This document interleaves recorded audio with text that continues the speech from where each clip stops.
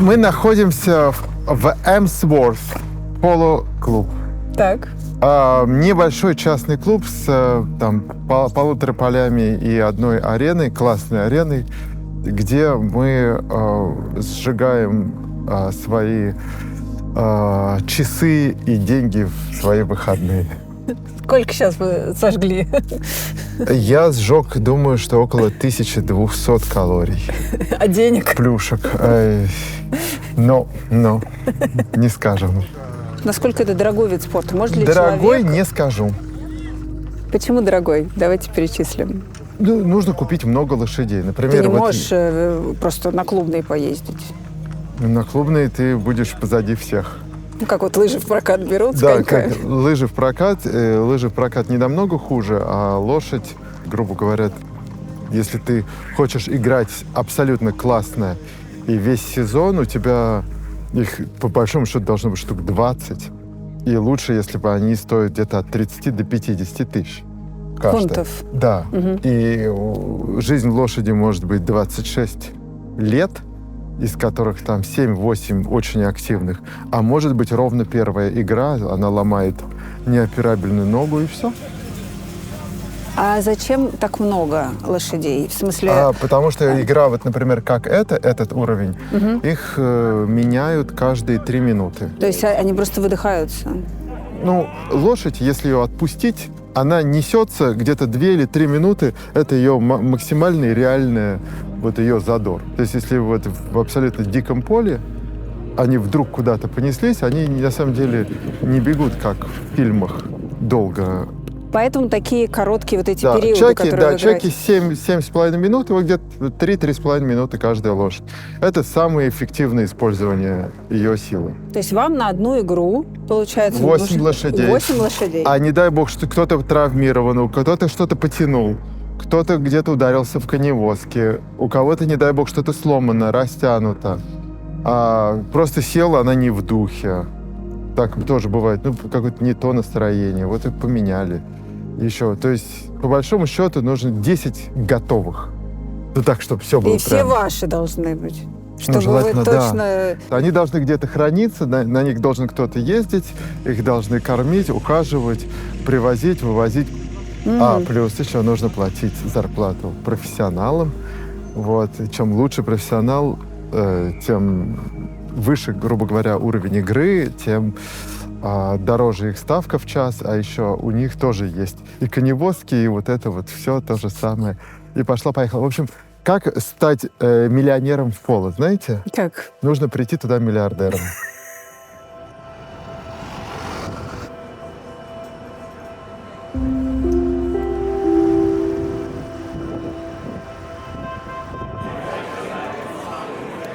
А вы приехали со статусом беженца?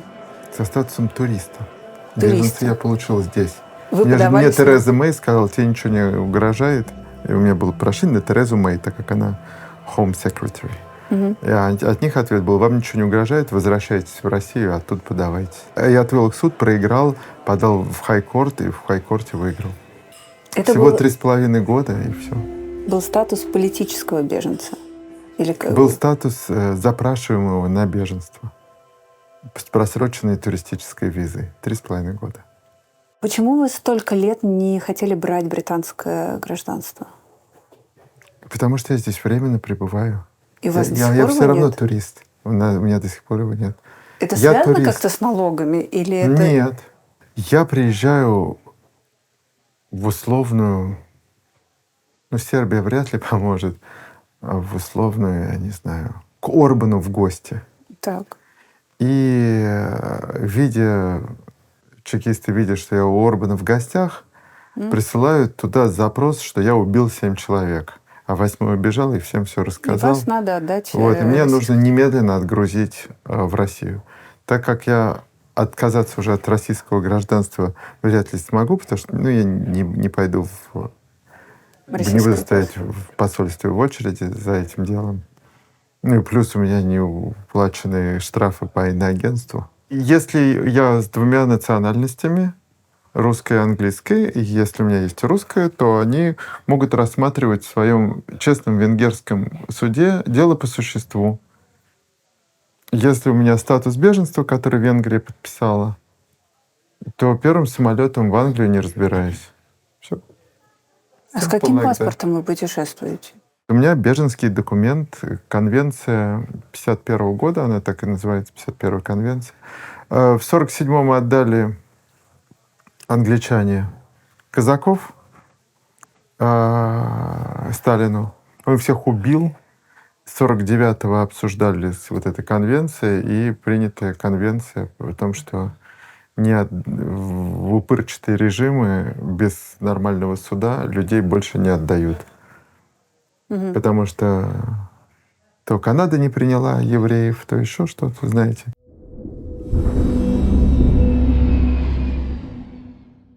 Начать все с чистого листа в новой стране. Героям «А поговорить» и членам нашей команды пришлось на собственном опыте узнать, что это такое. Многие из вас, наших зрителей, тоже успели прочувствовать, как это бывает тяжело, а иногда и страшно. Все приходится постигать методом проб и ошибок, тратить силы, время и все равно не иметь уверенности в правильности своих действий и положительном исходе.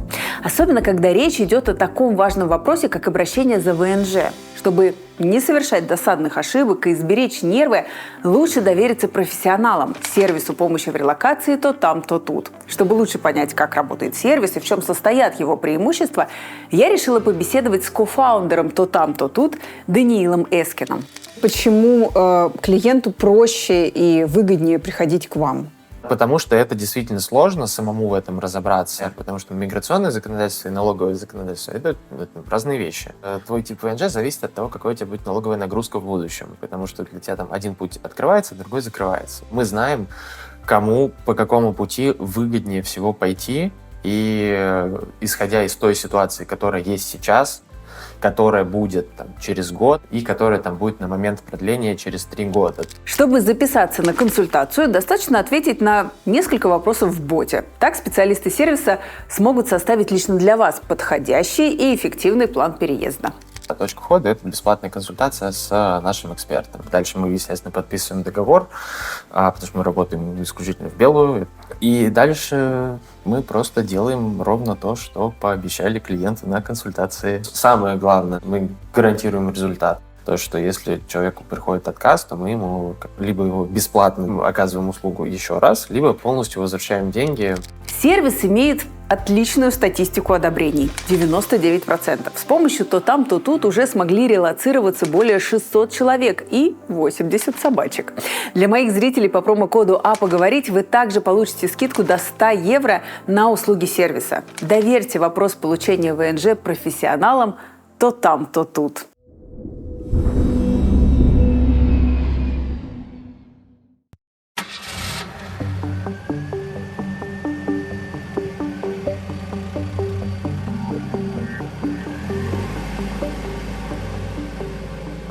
«15 лет в Англии в этом году». 16. Уже 16? 22 декабря 16.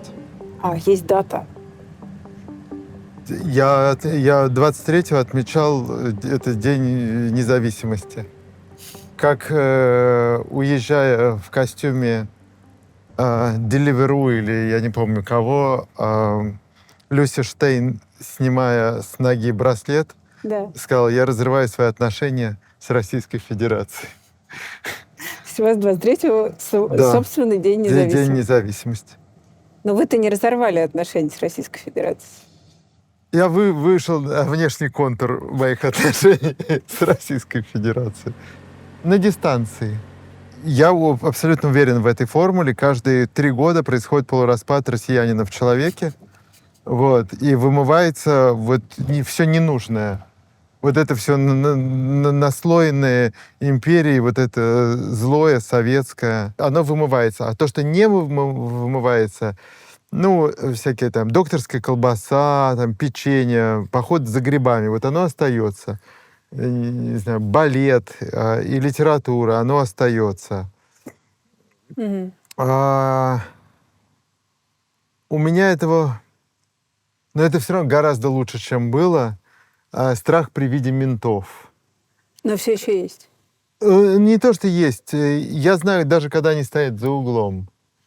Вот, если я еду, я знаю, что вот сейчас из-за угла вот я прям снижаю скорость, и точно они появляются. Какая моя надежда была, что, наверное, вот эта жуткая ностальгия о том, как я хочу домой, как я хочу в Москву, ну уж А за дома нет 16 уже, лет нет, может... нет этого дома, нет этого дома. Но вы все Ты равно... хочешь в град Китеж, который уже давно под водой.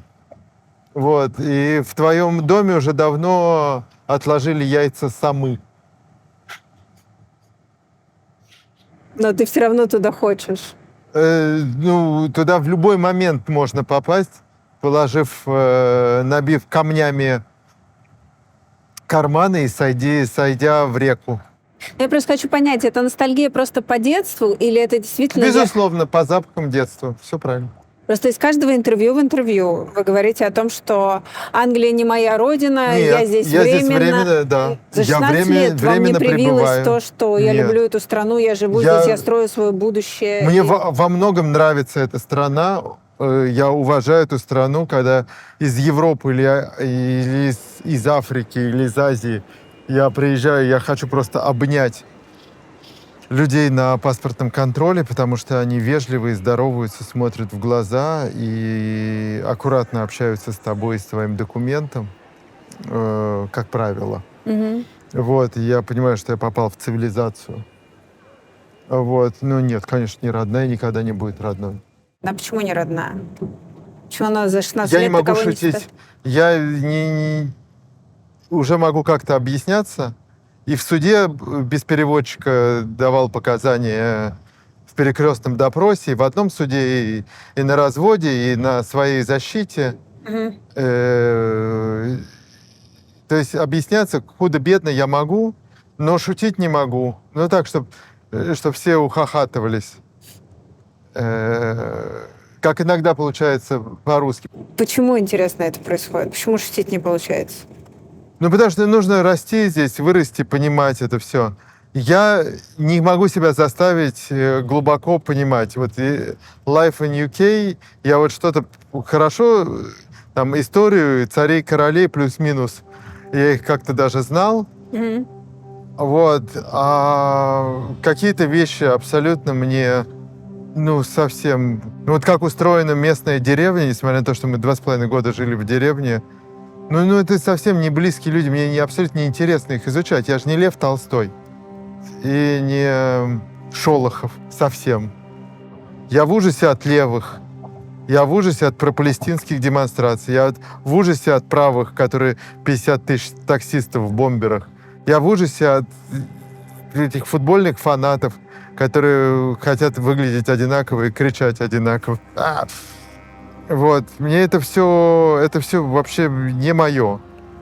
У меня никогда не пропадет удивление от толпы в Мейфэр в четверг вечером, начиная с дня до позднего вечера, которые стоят и с пивом, и галдят. Я подходил иногда и пытался слушать и понимать, о чем они говорят. Так. В самом начале. Я не понимаю, о чем они говорят. Они просто шумят. Они просто создают шум. Ну, какие-то бытовые хуйни решают свои.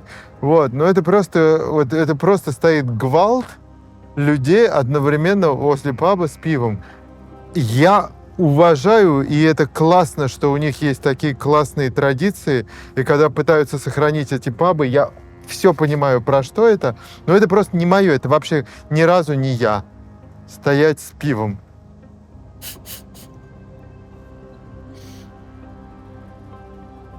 И обходить все тонкие темы несколько часов. Они любят обходить тонкие темы? Ну, в основном, я думаю, да. Ну, чтобы никого не обидеть, чтобы кто-нибудь потом тебе не написал километровый имейл. Ну, ты не будешь обсуждать какие-то глубинные вещи, да? Там тебя интересует политика, будущее, война и так далее.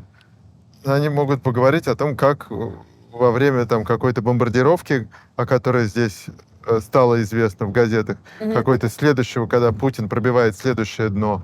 Вот, об этом становится известно, и это можно обсудить, поужасаться, какой кошмар, и все. Вот, а о том, как оно будет, никто тебе никаких задушевных, глубинных разговоров не может быть. Все, что касается слова, они везде классные. Держит слово. Нет, не про это. Песни, слово, да, там, литература, Поняла. театры классные, парламентские выступления. Везде, где надо говорить, они абсолютно классные. Вообще недосягаемо классные. Как там мои там адвокаты вели дело, это же просто песня. Это, как там юристы готовили еще что-то. Это арт, за этим просто приятно наблюдать. Но если что-то касается сделать руками, вырвать зуб, починить плинтус, починить кран, все вообще. Глаза боятся, а руки из жопы. Ничего не будет. Только наши. Все, что касается хорошего, классного, быстрого сервиса, не объяснять километровым имейлом, почему это невозможно сделать. А быстро сделать — это только наши. Поэтому наши все здесь занимаются теми или иными видами сервисов. Потому что после 70 лет совка, когда этого очень не хватало, и в 90-е начали это все развиваться, и доразвилось до такой степени, что будь то рестораны или ноготочки, или водительский сервис, он все равно круче.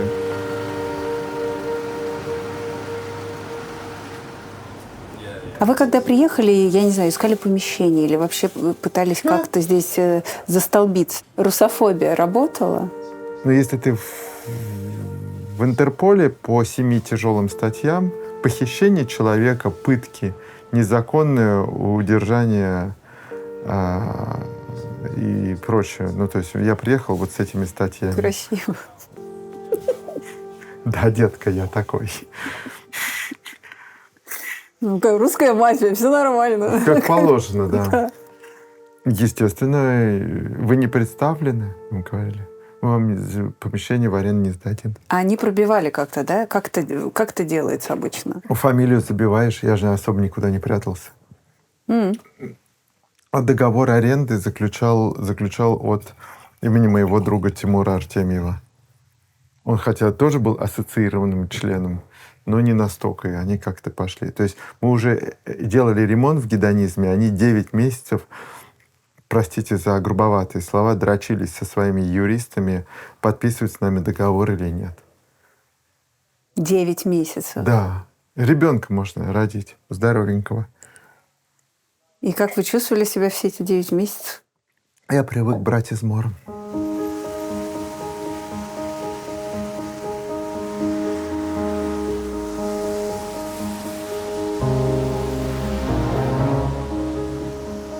Давай начнем с того, как ты вообще оказалась в Лондоне и почему ты выбрала этот город. Я ничего не выбирала. Я жила себе спокойно в Петербурге, достаточно комфортной и приятной жизнью. Я училась на филфаке, на итальянском отделении. И у меня в Италии жил папа, который там преподавал в университете. И я летом поехала к нему и пошла там на курсы итальянского. И познакомилась там с мальчиком. Мальчик был из Англии. Мы влюбились друг в друга. И он сказал, что, слушай, давай, может быть, ты приедешь. Я говорю, давай мы договоримся, что за полгода я не нахожу какую-то работу, причем приличную работу. И тогда я уезжаю обратно, и мы придумаем что-то, более какой-то компромиссный вариант. И я сюда приехала в 2009 году. И как-то так получилось, что очень быстро разные какие-то были возможности, поскольку понятно, что такой был очередная волна большая была иммиграции, причем такой жирной русской иммиграции. И всем нужны были люди с русским языком. То есть тогда работу можно было найти с хорошим английским и хорошим русским просто моментально. То есть я еще выбирала, в общем, работать мне в каком-то агентстве недвижимости или в пиар-агентстве, или личной помощницей, или в пресс-службе клуба «Челси». Я очень сочувствую людям, которые приезжают сейчас сюда, потому что картина ровно, мне кажется, диаметрально противоположная. Мне написала HeadHunter, что вот не хотите ли вы прийти на собеседование к Евгению Чичваркину. И я, если честно, очень мало про него знала. Я не следила за Евросетью совершенно, и в Питере ее как-то не очень любили. И вся эта Евросеть, цены просто, и телефоны. Это не культурненько. Ну нет, то есть это часто просто как-то прошло стороной, и я, может быть, не очень интересовалась, что там происходит в мире бизнеса в России, когда я там жила. Я, собственно, начала как-то за ним, даже не следить, а скорее поняла, кто он, уже когда он уехал. И когда случилась трагическая история с мамой Евгения. То есть я скорее туда шла с чувством... У меня основное чувство было вот именно сочувствие.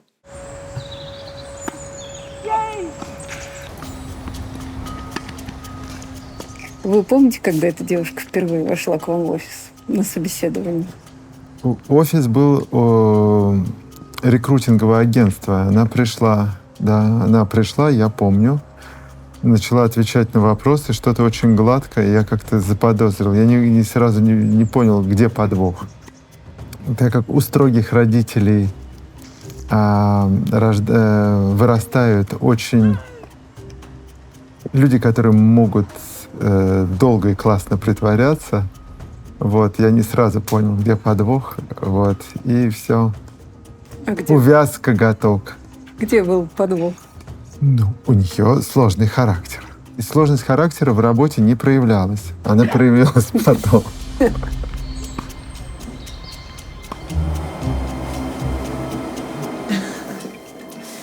Какой самый дорогой вы себе позволили? Кропоту в Магнуме 87-й. 35 Да. тысяч. Да. Я купил за 5. 87-й. 87-й был не очень год. Для вина. Ну, честно, как? Очень просто. Вы все время показываете здесь самые дорогие вина. Покажите мне самые дешевые. А я не знаю, где это. Я такое не пью. Пойдемте. Дешевое так дешевое. Бургундия... Хотя есть. Смотрите-ка. Я тут подешевле вижу, за 22 уже. Буара. Да. Вы такое Буара. можете пить? С удовольствием. Серьезно? Конечно. Сюда не попадает то, что нельзя пить. В этот магазин то, из чего делается соус, просто нельзя покупать. То есть оно может быть очень недорогое, но это должно быть настоящее вино. Иногда в супермаркете продается химическая атака, которая специально сделана для супермаркета и которую пить в целом нельзя. Из разведенного чего-то. Мы берем Бруно Паяр. Обычный Бруно Паяр, нон-винтедж. Вот он. Это то, что мы зачастую на днях рождения и дома, это то, что у нас есть, то, что мы используем. Он стоит 45 фунтов, но это шампанское с человеком, который жив, и кто есть на этикетке, из тех, кто жив. Рустика, просекко — это то, на чем мы делаем коктейли. Он стоит 21 фунт. И мы это с удовольствием пьем. Что было для тебя самое сложное здесь именно? Меня, понятно, было сложно, поскольку я была молодой и женщиной. Винная индустрия очень мужское дело здесь. В основном я сидела на всяких встречах, где всем было за 60, и все были мужчины. И в основном все были, знаете, есть такой типа white British male. Вот они были все с длинными очень фамилиями, которые там, не знаю, работают в винной индустрии в третьем поколении. И была я. И, конечно, в общем, мету никакого не было и всего прочего, но количество каких-то достаточно скабрезных шуток, каких-то недвусмысленных намеков и всего прочего, конечно, тяжело было. Но и мне казалось, что меня не воспринимают всерьез. Опять же таки, у русских девушек есть определенная репутация. И это был такой набор прям совсем ужасный, что я это русская. еще и блондинка. Это как бы все, как мне казалось, играет совершенно против меня. Пахнет очень вкусно. Чуть-чуть. Я боюсь, что это тоже закончится. То есть со мной ты не боишься, что это плохо закончится? Можешь мне описать тот момент, когда вы, я не знаю, как это у вас в семье называется, решили согрешить?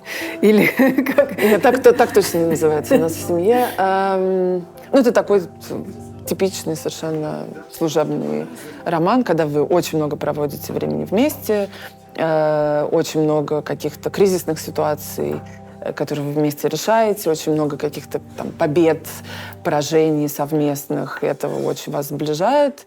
Мне кажется, что у Евгения в целом была до какого-то момента очень четкая позиция, что как он не мне ее транслировал, он вообще ее транслировал, что вот у него есть семья, и, собственно, семью он очень ценит, и как-то у меня было полное ощущение, что ничего быть не может. И, в общем, с этим ощущением я счастлива и жила, что, ну да, бывает такое, что есть какая-то симпатия, но там точно у меня не было никаких идей по поводу того, чтобы кого-то откуда-то уводить. И, честно, меня очень смущало на тот момент, разница в нашем статусе, разница в нашем возрасте. И вообще я как-то на тот момент точно не понимала, что может Евгению быть, в общем, во мне интересным. Потому что, честно, я вот клянусь, так оно и было. Потому что мне казалось, что вот наша разница в 12 лет, она какая-то совершенно огромная. И вот.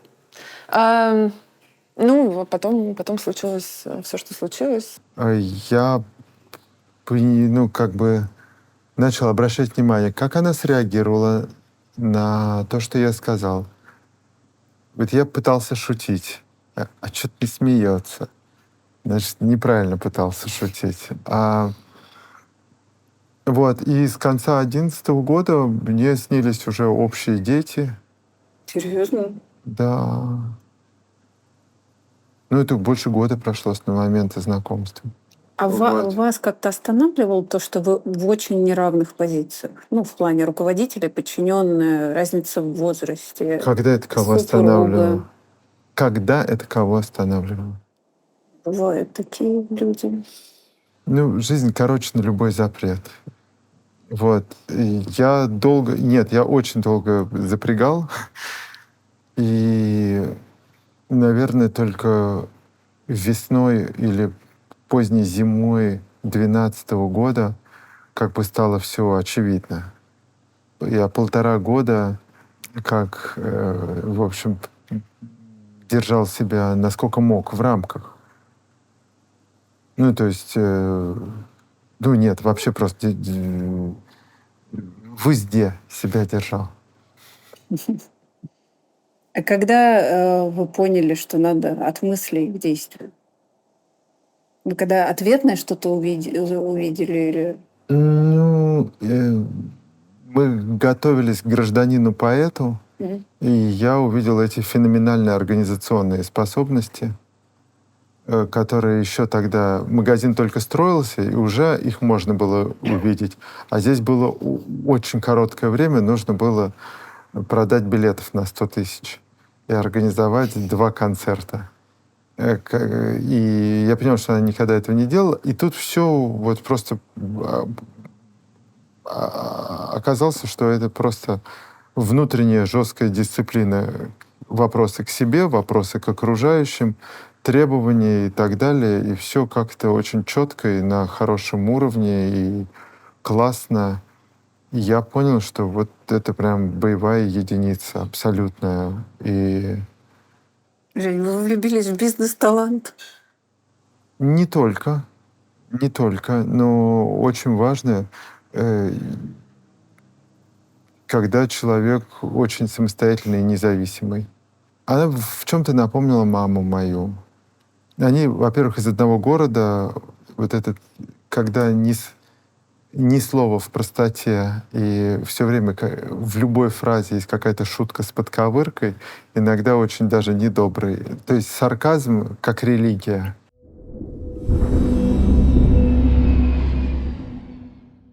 Мы часто слышим, что сохранить сбережения можно только за счет инвестиций. куда инвестировать? Рубль падает, криптовалюты нестабильны, а недвижимость... А вот недвижимость, особенно на востребованных направлениях, как раз продолжает демонстрировать уверенный рост. Поэтому, если вы ищете вариант для вложения своих средств, советую присмотреться к острову Бали. Он стабильно входит в топ-20 самых популярных мест для отдыха и удаленной работы, а туристический поток сюда год за годом бьет все рекорды. Сейчас на юге острова даже строят второй аэропорт, так как первый не справляется с наплывом туристов. Помочь с выбором объекта для инвестиций поможет Break Property – компания с опытом и безупречной репутацией, признанная в этом году лучшим застройщиком на Бали. У Break 17 крупных проектов, 12 из которых уже полностью готовы. Break не только строит, но и берет на себя все вопросы по сдаче и обслуживанию, обеспечивая инвесторам стабильный доход. Недвижимость в двух новых проектах Elysium и Edem станет прекрасным вложением средств. Elysium – современный комплекс в популярном районе Чанго, сочетающий пешую доступность к морю и развитую современную инфраструктуру – рестораны, магазины, коворкинги, тренажерный зал, спа и многое другое. Здесь есть комфортные лофты и апартаменты, смарт-виллы и виллы с собственным садом, балконом и видом на океан. Edem Villas – уникальный комплекс в греческом стиле в Нуса-Дуа. Здесь вас ждут виллы с приватными бассейнами и руфтопами, с панорамными видами на океан. Все дома отделаны качественными материалами и полностью мебелированы. После сдачи объекта ожидается значительный рост цен, поэтому с покупкой лучше поторопиться. Тем более, что в этом месяце мой промокод дает особые условия. Первый взнос от 25%, рассрочка 0% до 30 месяцев. Часть стоимости сможете оплатить из доходов от аренды после ввода объекта в эксплуатацию. Для оформления сделки не требуется приезжать на Бали. Все оформляется удаленно через государственного нотариуса. Сделка полностью застрахована Цюрих. А компания Break дает свои гарантии на все постройки до 7 лет и даже прописывает минимальную доходность по договору. Поэтому не упустите свой шанс. Переходите по ссылке в описании и до конца месяца зафиксируйте спецпредложение от Break по моему промокоду. Вы еще успеете забронировать последние юниты с видом на океан.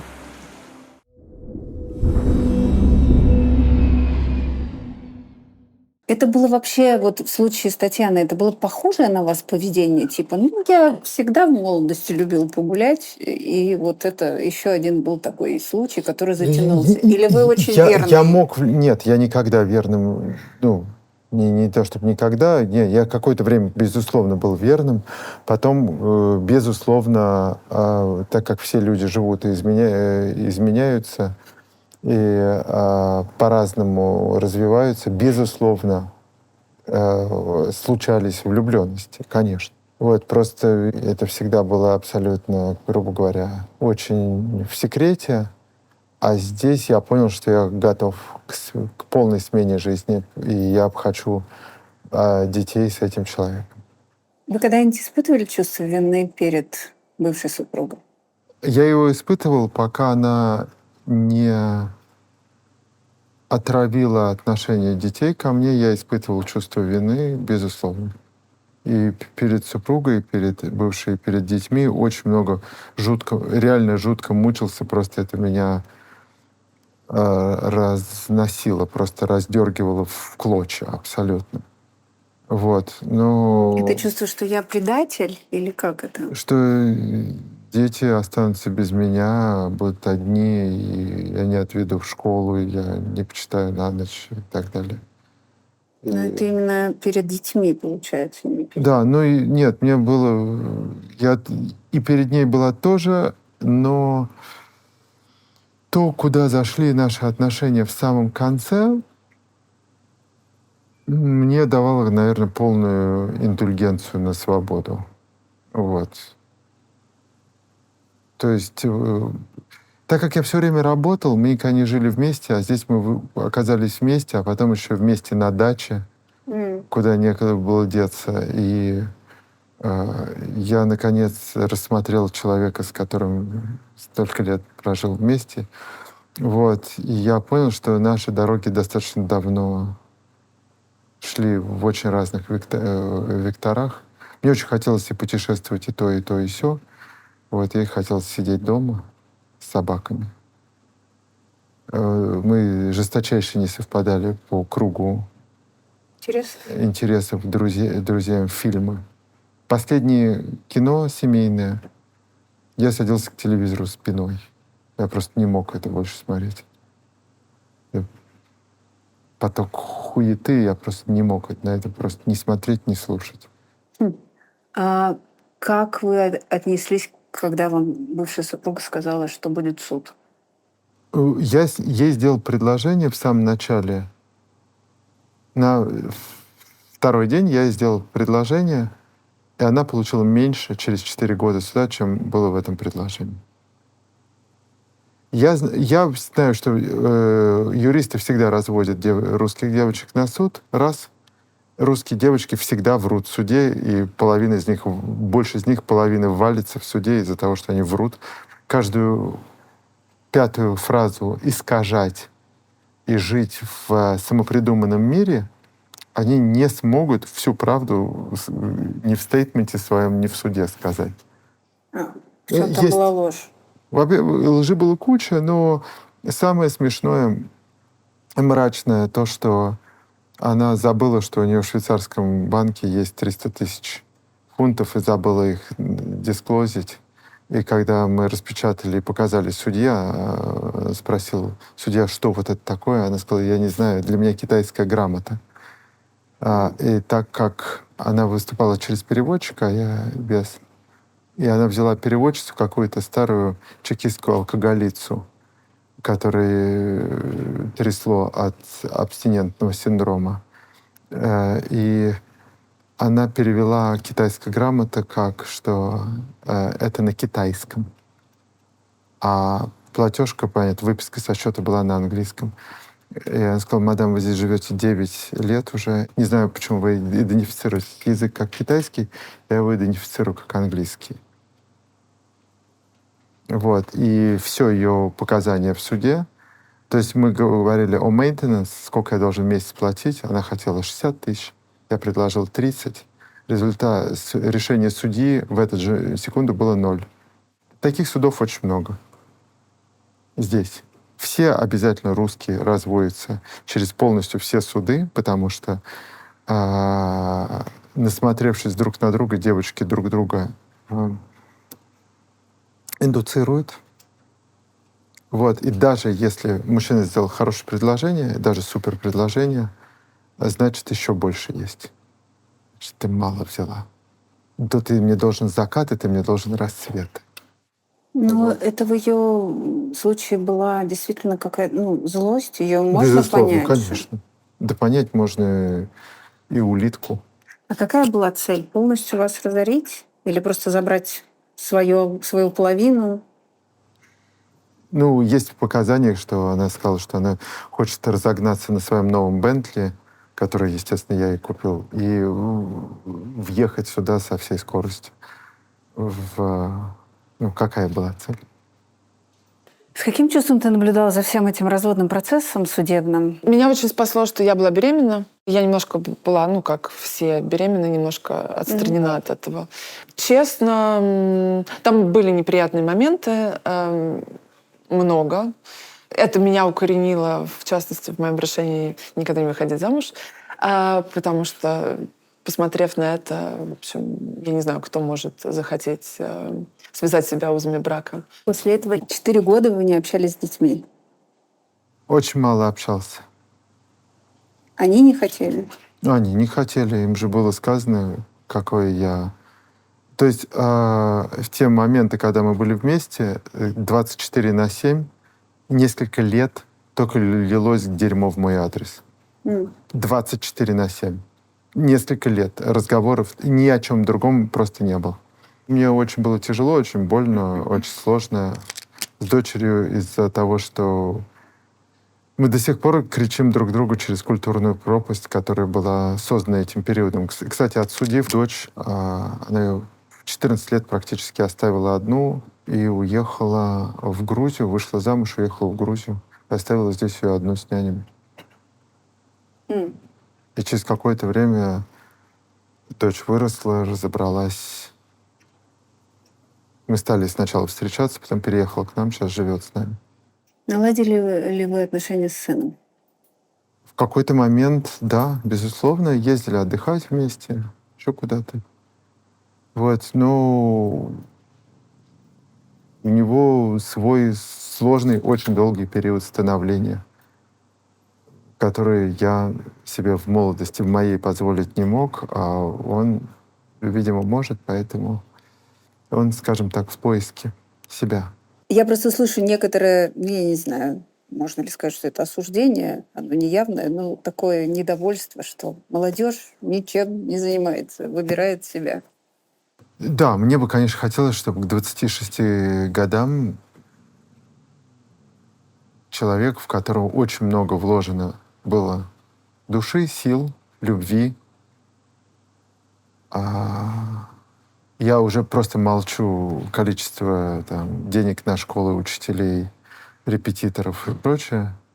И его мама, это первый ребенок, и я вложили много души, сил, времени, слов,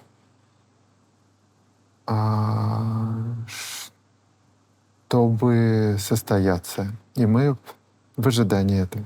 Ваш авторитет давит на него вообще? Безусловно.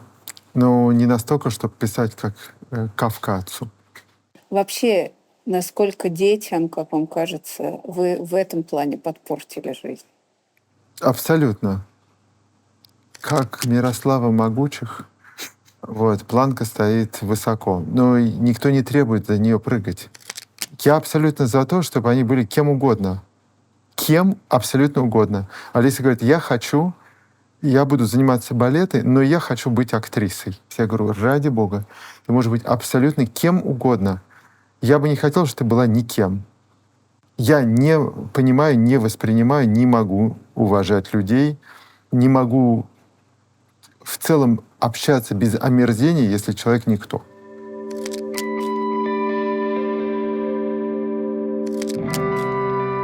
Моя боевая подруга. Ой, да. Кто это придумал? Это, мне кажется, выкристаллизировалось. Поскольку с самого начала я сказала, что я замуж не хочу, не пойду, не надо, не буду. Потом, мне кажется, Евгений после развода, он уже понял, что он тоже, мне кажется, тоже больше не хочет. И этот термин, который Евгения подписчики все время говорят, боже, ну когда уже ты на ней женишься, когда вы перестанете жить в грехе, как можно называть свою женщину вот этим вот, какой кошмар. Мне это так нравится, это настолько описывает наши отношения идеально, что ни на что я бы его подругу не применяла, ни на что другое. За все эти годы ты ни разу не захотела замуж? Слушайте, я хотела замуж в 18 лет, как многие, я думаю, девушки, в особенности в России, в особенности в то время. Но потом, посмотрев... Там у меня есть моя семейная история, моих родителей, которые оба были несколько раз в браке и разводились. Когда ты ходишь на свадьбы красивые, там твои друзья, ты за них очень рад, а через год оказывается, что, в общем... все ужасно неприятно разводятся. Сейчас возьму на себя совершенно не свою роль и говорю, Тань, ну это же гарантия. Ну, Чего? а если вдруг что? Штамп вот этот твой, это гарантия того, что тебе от всего, что ты здесь делала, тоже что-то достанется. Во-первых, я нахожусь давайте назовем это партнерством, в партнерстве с человеком очень порядочным, запомним этот твит, которому я очень доверяю в этом плане. Безусловно, все может пойти как-то капитально не так, никто от этого не застрахован. Ну и плюс мы живем в Великобритании, у нас 2 совместных детей. Я не думаю, что я совсем останусь ни с чем. И я вообще стараюсь об этом не думать. И мой как раз жизненный подход, что в целом, даже если все пойдет не так, я не пропаду. Так, языком для домохозяйки правило, значит, надо палочкой ударить Да, по по 3 оранжевому человека в мячику. команде. Так. Да, По надо мячику. ударить длинной палочкой, Так. которая 51, 2, 3 или 4. В основном 52 или 53 инча. То есть 1,20 м, Так. грубо говоря. Нужно, чтобы оранжевый мячик коснулся противоположной, вот где написано Уинзор, Да. а там Аскот, хотя и Уинзор, и Аскот находятся там. Если человек едет и бьет палочкой по мячику с правой стороны, то у него можно отобрать этот мячик, если подъехать с левой, и нельзя, если с правой. Это самое основное. Если кто-то пересекает это, то получает штрафной, смотря где он это пересекает. У себя вот с этой человек... Ой! Да-да-да. Как вы хотели? Вот, он ему пересек эту линию. Вот он сейчас пересек эту линию мяча. Он должен был слева, но он ее пересек. Случайно лошадь в запале. Насколько я вычитала, это все, значит, в Англию попало из Индии. Ну, они там посмотрели на всякие дикие игры, и здесь они описали. То есть, чем хороши англичане и шотландцы, они вообще описали большинство, что происходило в этом мире.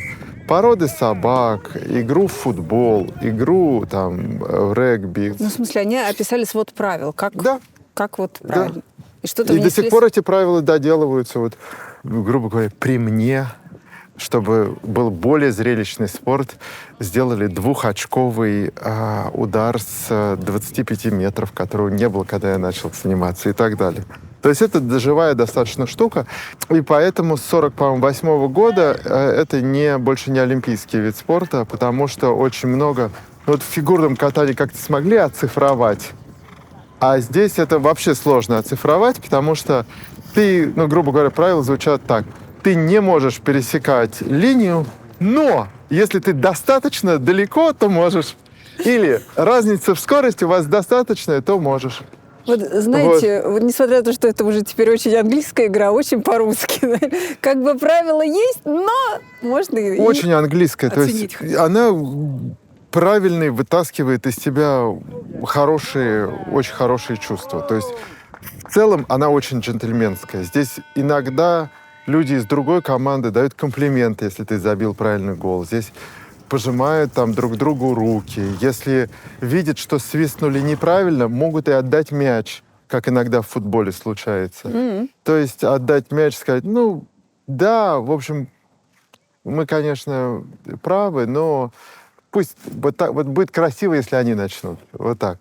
Они потом будут обниматься, покупать друг другу кофе, угощать, вот, шутить друг над другом. Вот мы это все увидим.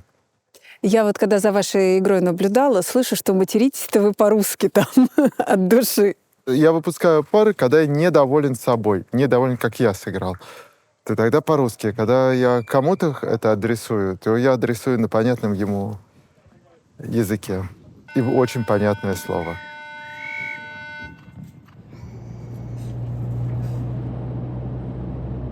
Когда вы с точки зрения бизнеса для самого себя были там год самый успешный для вас? 2004. Почему? Катком просто прокатились по стране.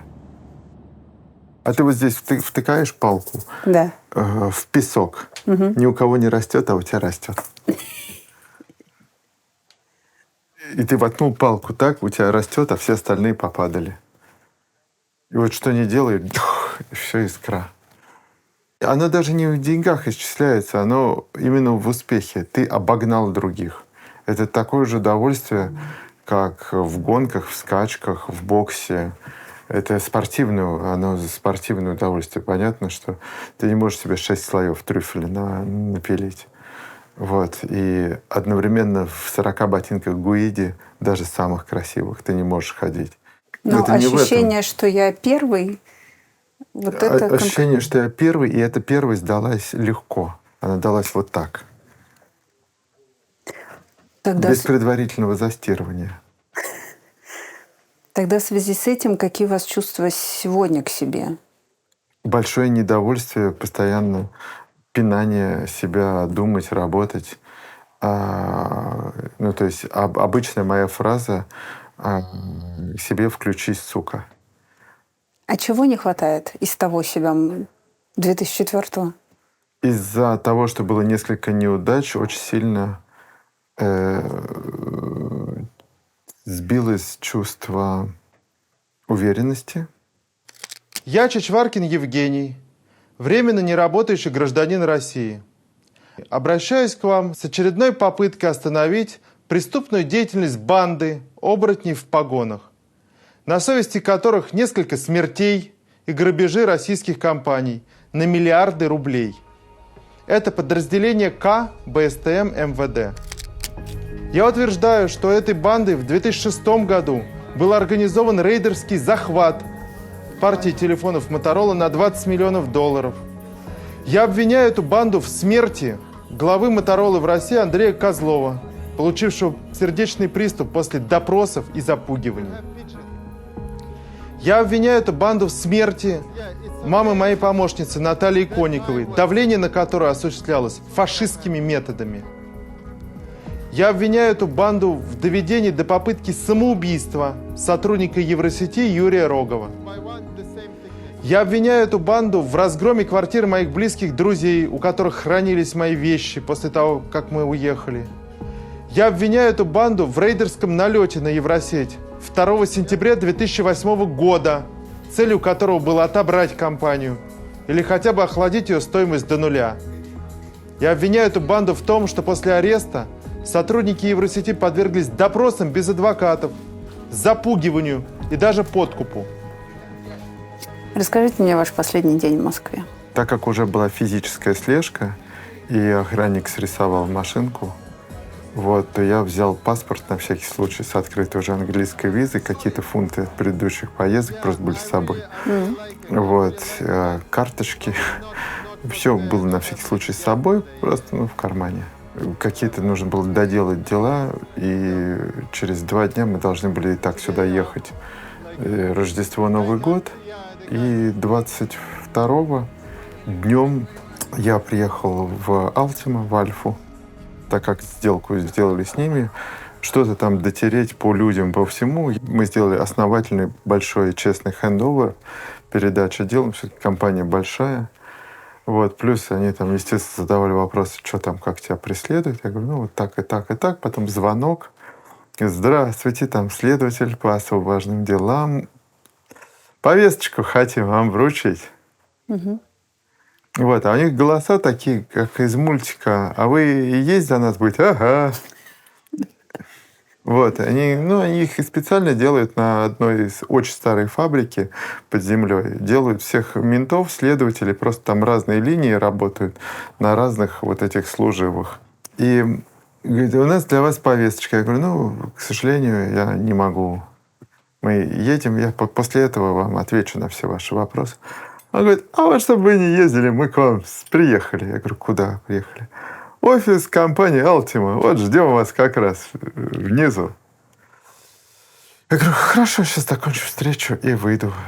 Батарейку, телефон снимаю, обращаюсь к одному из их топ-менеджеров. Я говорю, такая ситуация. Он говорит, у нас есть подвал, садись в мою машину. А я приехал, у меня охранник ждет и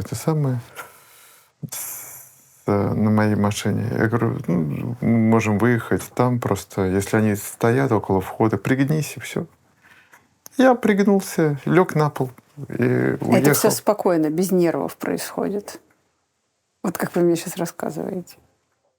Все очень стрелянные уже. Could I have one lobster? Yeah. До этого дошли слухи. Может быть, это они сделали специально вброс, чтобы я уехал. Запросто могли сделать этот вброс. Что для меня готово luxury apartment в теплом блоке в Лефортово, что очень ждут хорошего, большого гостя, все подготовлено. И поехал в Домодедово. Объяснил девушке, сказал, что у меня такая ситуация. Вы можете не бронировать до самого последнего момента рейс, у меня никаких нет. Этих самых на Лондон. Жду невесту. Это все я начал загонять, что приедет, не приедет. Я так нервничаю. Может, до последнего момента. Вдруг она приедет, и будет странно, если я уже купил билет. Вы скажите, когда будет самый последний момент, когда можно купить, и тогда я куплю. Хорошо? Хорошо? Хорошо? Он говорит, хорошо. Я говорю, спасибо большое. Вот. Чтобы они не отследили, что иду в вы Евросеть, купили, иду в Евросеть. Вот, я говорю, помните меня? Ой, да. Я говорю, сейчас не об этом. Вот наличные, дайте мне новый телефон, оформите на Васю Пупкина. Говорит, конечно, Евгений. Вот у нас даже есть готовый. Мы все активизируем эти. Я беру этот телефон, звоню в зал свой, спортзал. Звоню тренеру, попрошу позвать тренера, говорю, что это я. Я говорю, Максим, позвони, пожалуйста, моей жене и объясни, пожалуйста, что я там, где мы должны послезавтра встретиться, и мы должны встретиться там завтра рано утром. Я все понял. А тренер работает в Жуковке, тоже все понимает. Все, я понял. Отлично, хорошо добраться. Я говорю, спасибо. Вот. И в самый последний момент он говорит, уже пора. Я говорю, хорошо. И за 30 с чем-то минут паспорт, таможня, на таможне ничего не было. Не поставили ни звоночек, ничего. Я еще уточнил, вовремя рейс, вовремя рейс. Все, сижу, закрываются двери. Сидим, ничего не движется. 10 минут. Говорит капитан корабля, прошу прощения, у одного из наших пассажиров возникли проблемы на паспортном контроле. Думаю, блядь. У меня был вариант сесть на машину, доехать до Беларуси, в Литву и так. Базы не стыкуются. Все проверяли, все точно знаем. Базы, кстати, стали стыковаться только в 22 году. В 21-м, как Люся Штейн выезжала, все еще не стыковались базы. Думаю, какой идиот, ленивый мудак. Все из-за твоей лени, скотина. Подставил всех. Сейчас тебя будут выкупать из этой тюрьмы за какие-то дикие деньги. Блядь. Вдруг открывается дверь, забегает человек с цветным рюкзаком смешным. И вот, извиняется. Нет, выбить зубы. Я думала, что это наоборот оказался. Нет. Вот, мы взлетаем, летим, набрали высоту, Беларусь. Я смотрю на этот маленький эту камеру.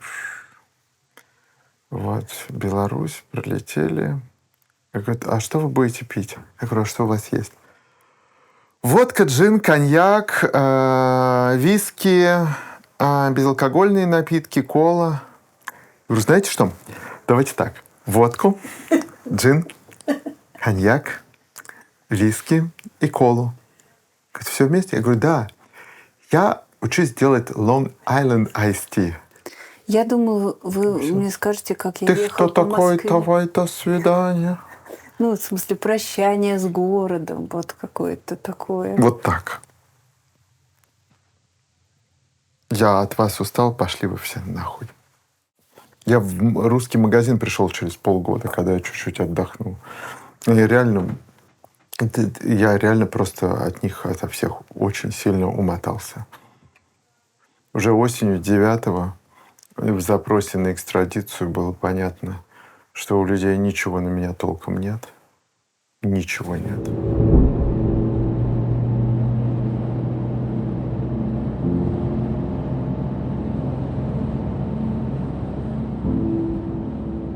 Вы помните свой последний разговор с мамой?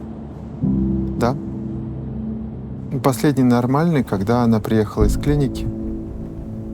Она очень болела алкоголизмом. Когда приехала из клиники, это был последний нормальный разговор. А потом разговоры, как с запойным алкоголиком. Она алкоголь пила много и давно, просто в какой-то момент одни с алкоголем поменялись контрольным пакетом. В какой-то момент у нее был контрольный пакет, а потом он стал у водки. Ну, это не связано ни с какой, я не знаю, депрессией, какой-то семейной трагедией или чего, когда человек просто... Я бы даже сказал, наверное, наоборот, к сожалению. Потребность все время смотреть на все через мутное стекло. Вы пытались с ней об этом разговаривать? Много раз и абсолютно. Но опять-таки, Да, конечно, конечно. Вот прям вот слово, да, и всё. И потом опять. Потом что-то происходит, стресс, невозможность, еще что-то, еще как. Как она ушла из жизни? Ну, это есть в Википедии. Ну, вы говорили, что это убийство. Ну, очевидно. Это абсолютно очевидно. И потому, кто и как включился расследовать, и на каком это было уровне, понятно. На второй день после 60-летия, который день рождения Евросети 2 апреля. Я не верю в совпадения. А чекисты верят в даты. Удар в висок, конечно. Там был удар в висок. Да. То есть как это было по вашему сценарию, который вы себе нарисовали? Кто-то зашел в Да. дверь. Ударил молотком. Как вы об этом узнали? Вам Утром кто-то позвонил папа, да. Он ее обнаружил. Ну, обнаружили через день. Домработница пришла. Какая была ваша реакция? Я, честно говоря, боялся, что она замерзнет. Я ждал плохих новостей каждую зиму, потому что я боялся, что она где-то замерзнет просто. Вот. И эту зиму особенно, потому что она осталась одна. Совсем... Она не могла даже документы сдать на визу. Она не могла организоваться, чтобы приехать. Я просил помощницу, но это...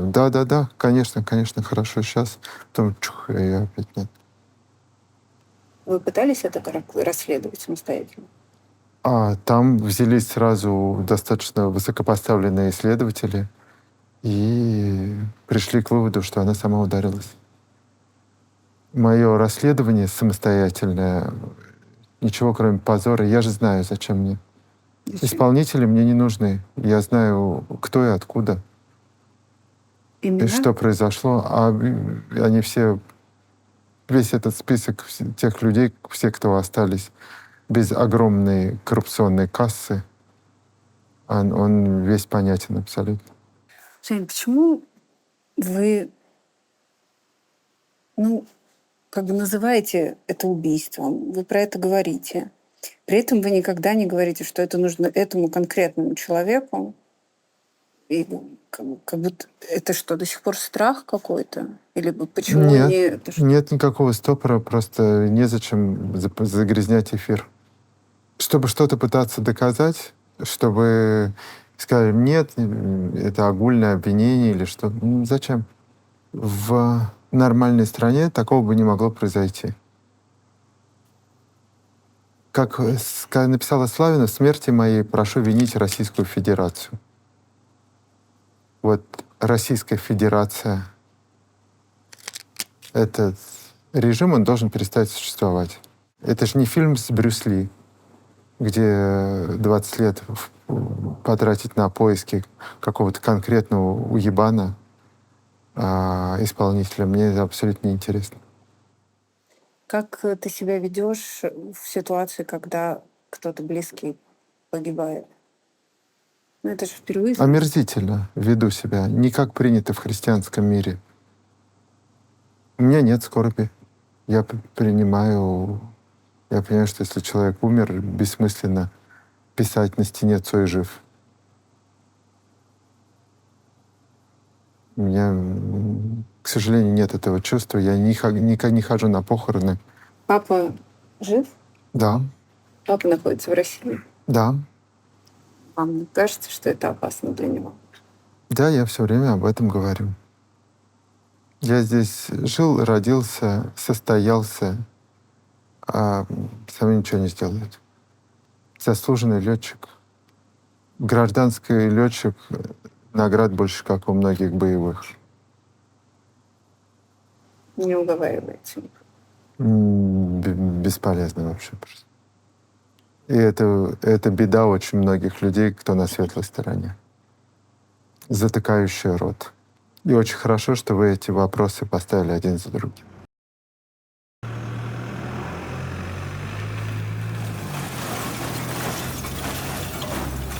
1,5 года вы не работали здесь. Нет. Опишите свое состояние. Праздность и пьянство. Это не был депрессняк, когда я вообще не знаю, что в жизни делать. О, нет. Купались в бассейне, жарили мясо. Нельзя мужчине брать никакой отпуск от бизнеса, и нельзя женщине жить одной, это точно. Оба нельзя. Потому что ты назад эту турбину не сможешь запустить. Мацушита смог через 6 лет, а я в том объеме, в котором это было, так и не смог. Очень понравилось лежать у бассейна. Объясните мне вашу вот эту теорию.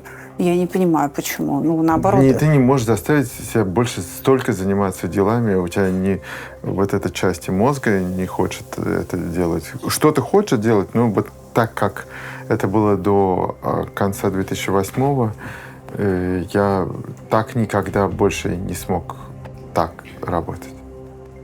Так думать, так гореть ничем. Очень классно чем-то заниматься, порешать, встретиться. Даже это может быть очень долгие, большие какие-то интересные вещи, эмоциональные, долгие какие-то там бадания и работа. Но это все равно у тебя есть там какой-то большой спорт в день, сколько-то там с ребенком или с детьми, путешествия и так далее. Прелести жизни есть прелести жизни. А почему вы это связываете с этим периодом, а не с тем, что вы просто повзрослели и другие приоритеты появились? Сбился, потому что оно разделяется именно этим периодом. Моя остановленная турбина разрушила их. Просто разрушил. А психику разрушил вот это очень мальчуковый охотничий инстинкт. Здесь уж не будет гендерного равенства, простите. Мальчуковый охотничий инстинкт, он разрушается долгим бездействием. Когда и кто сказал, что о чем мы будем делать ресторан? Ой, я не знаю. Мне кажется, что Женя сказал. Было понятно, что нам очень это интересно обоим. То есть мы, когда начали вместе жить, у нас еще не было детей, мы ходили в рестораны каждый вечер в разные.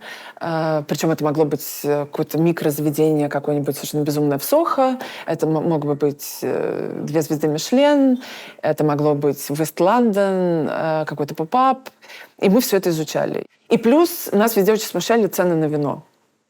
Они были низкими или очень высокими? Очень высокие. То есть мы, пользуясь служебным положением, пытались всегда выбить из них пробковый сбор, сказать, что мы придем со своим, заплатим вам 50 фунтов, можно ли, пожалуйста, так сделать. И кто-то не соглашался, многие соглашались, и мы действительно так ходили, в общем. Серьезно, вы экономили на вине? А с какой стати? Простите, мы знаем, сколько это стоит. Да. Мы знаем, что вот это стоит X. Ты приходишь, и почему-то должен... У тебя это лежит в магазине, ты можешь в своем магазине это купить за X. Да. А почему ты должен платить X умноженное на 5? Это может быть X умноженное на 2, потому что понятно, что там идет сервис вместе с этим, сомелье. Это очень разумно. Но на 5 или на 6. Собственно, почему мы частично открыли ресторан? Нам хотелось, чтобы в нашем ресторане люди понимали, что здесь наценка очень гуманная. И здесь можно заказать вино из магазина, тебе его привезут. Да, будет наценка, но она не в 10 раз.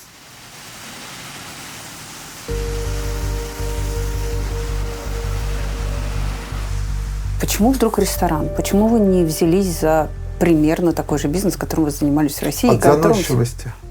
Все от заносчивости. До этого уже все получалось. Сделали винный магазин.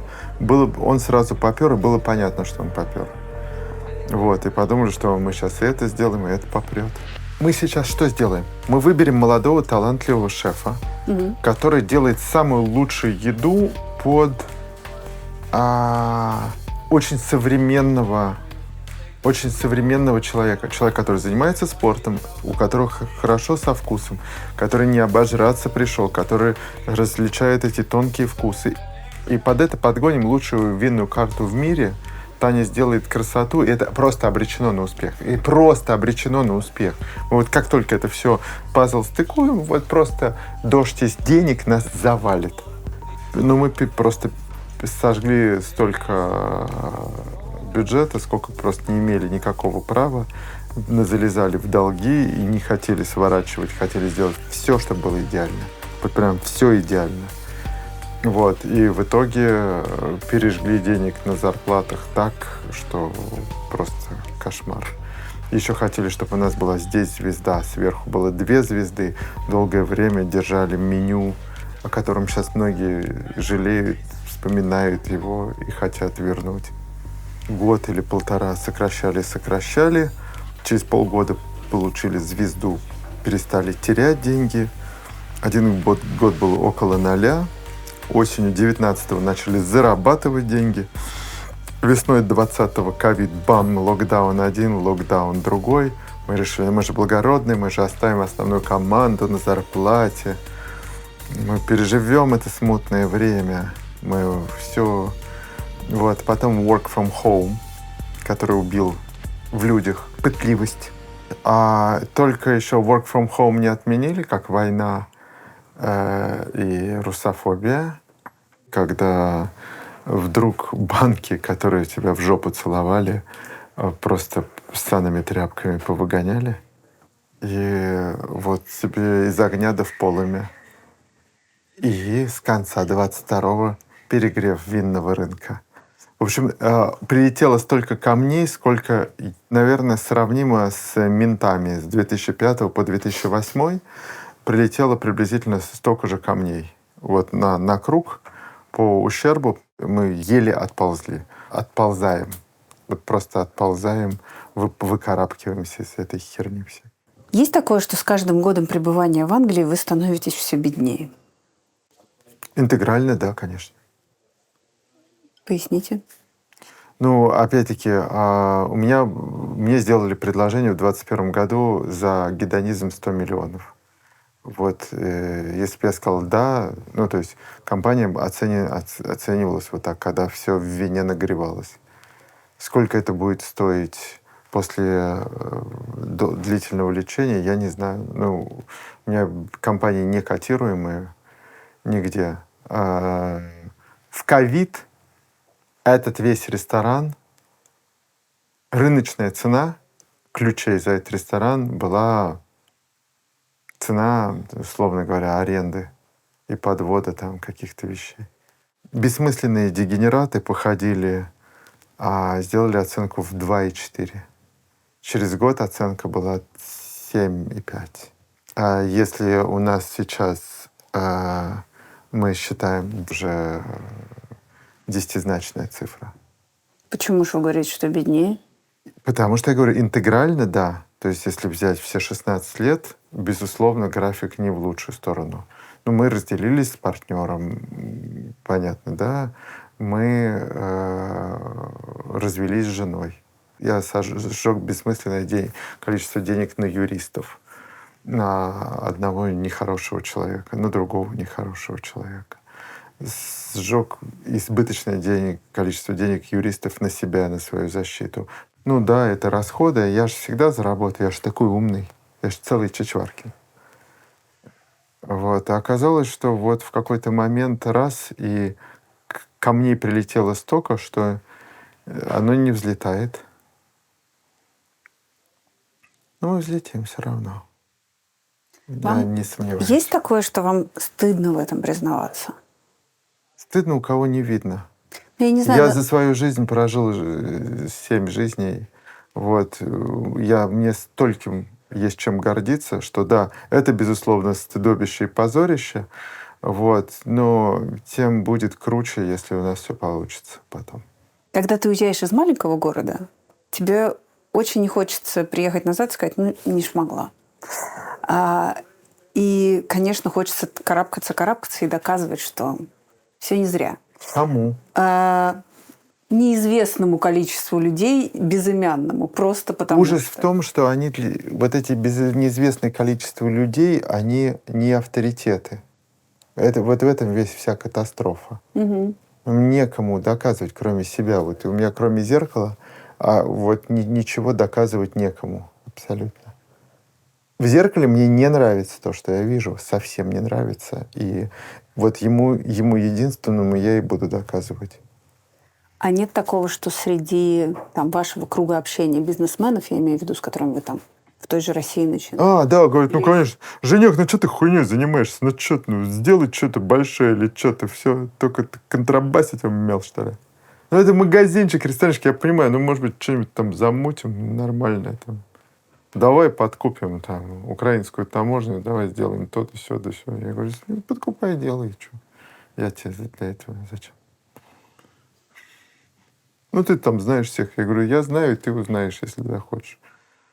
Могу телефон дать. Ты была готова, что твой избранник завтра окажется у разбитого корыта, и ты получишь совершенно другого мужчину, нежели в которого влюбилась и встретилась? Я об этом не думала. Это А. А Б, честно, это очень странно прозвучит. Меня скорее смущал финансовый статус Евгения на тот момент. Это было негативной чертой? Ну, мне как-то очень... Мне это до сих пор не очень комфортно. Это очень странная какая-то питерская хрень. Безусловно, все плюсы этого статуса я признаю. И там те плюсы, которыми я пользовалась, я за них очень благодарна. Но там хочу ли я летать на private-джете? Искренне прям не хочу. Не хочу. Мне кажется, что это какая-то... Избыточность, да. Что это уж совсем... Бизнес-класс, да, безусловно. Но при этом я летаю... Вот я вчера прилетела, прости господи, даже не EasyJet, а Ryanair. Ничего, в общем, никто от этого не разваливается. Да, и никаких яхт, это вообще совершенно не моя тема. Мне нравится много путешествовать. Мне нравится тот факт, что если, не дай бог, кто-то заболеет, можно помочь друзьям, родителям, кому угодно. Это мне очень нравится. Безусловно, нравится, что если дети захотят получить какое-то очень платное образование, то можно им его предоставить. Но, честно, Биркины, бриллианты и все, это прям совсем не мое. Абсолютно. Поэтому скорее меня волновало его психологическое состояние. И очень хотелось, конечно, чтобы он себя, в общем, всегда чувствовал на коне. У Жени это действительно очень связано с деньгами. У меня это в моих глазах связано скорее, что мужчина занимается каким-то важным делом, в котором он хорош. Занимается ли Евгений важным делом, в котором он хорош? Да, занимается. Какие дивиденды это приносит? Честно, это не поза, это так оно и есть. Это меня волнует во вторую очередь, скажем так.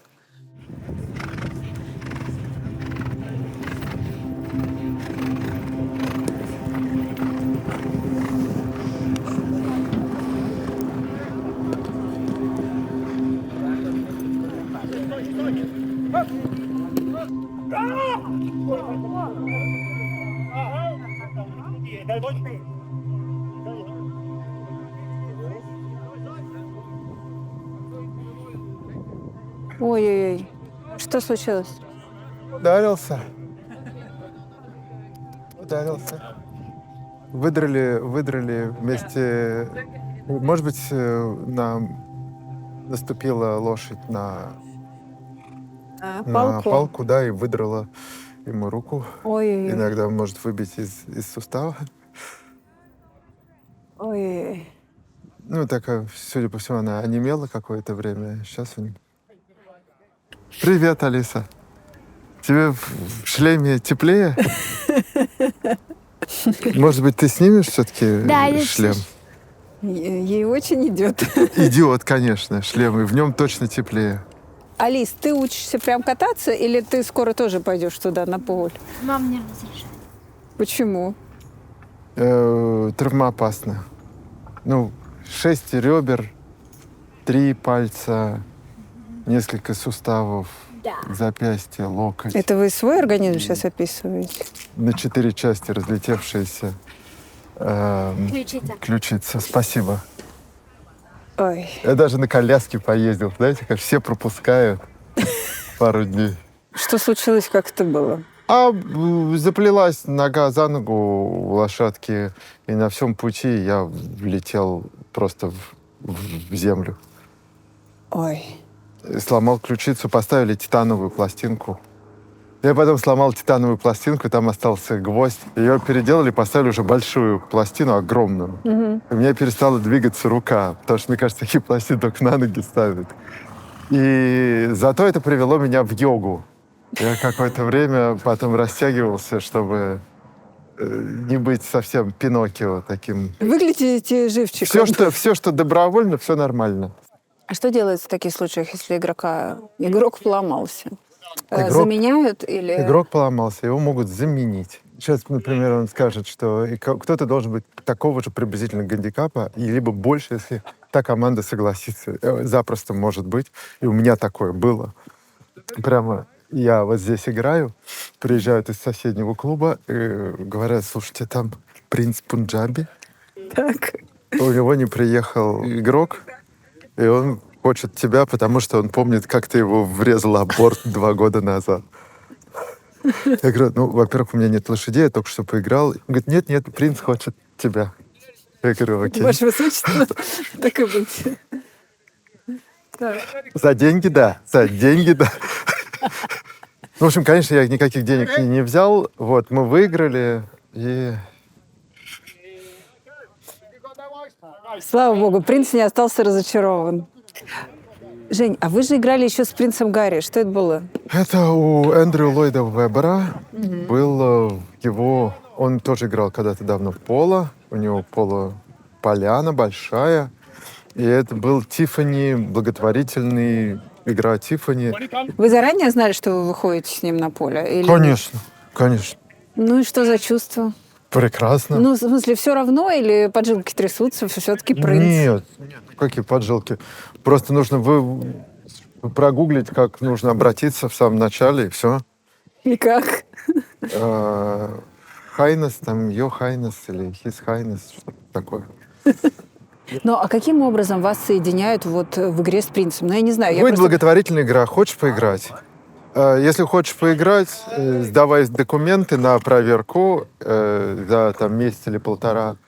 И если ты там хочешь в команде, это благотворительный взнос такой-то в начале, если нет, то такой-то.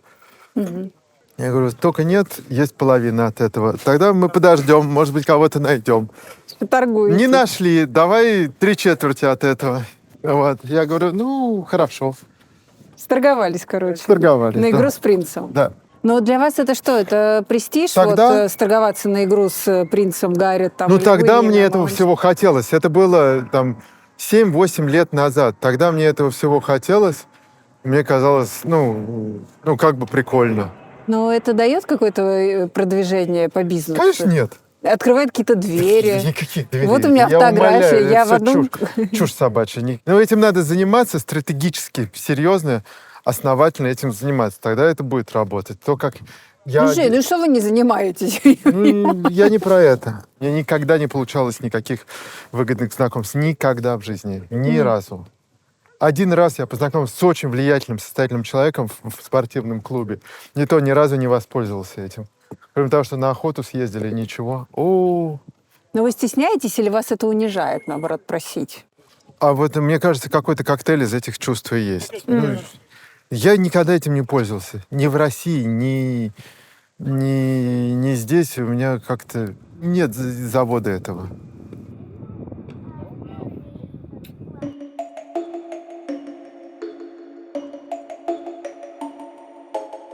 Будем шмотки продавать. Вернемся к истоку. Корням. Блин, сейчас становится жалко вещей. Вещизм.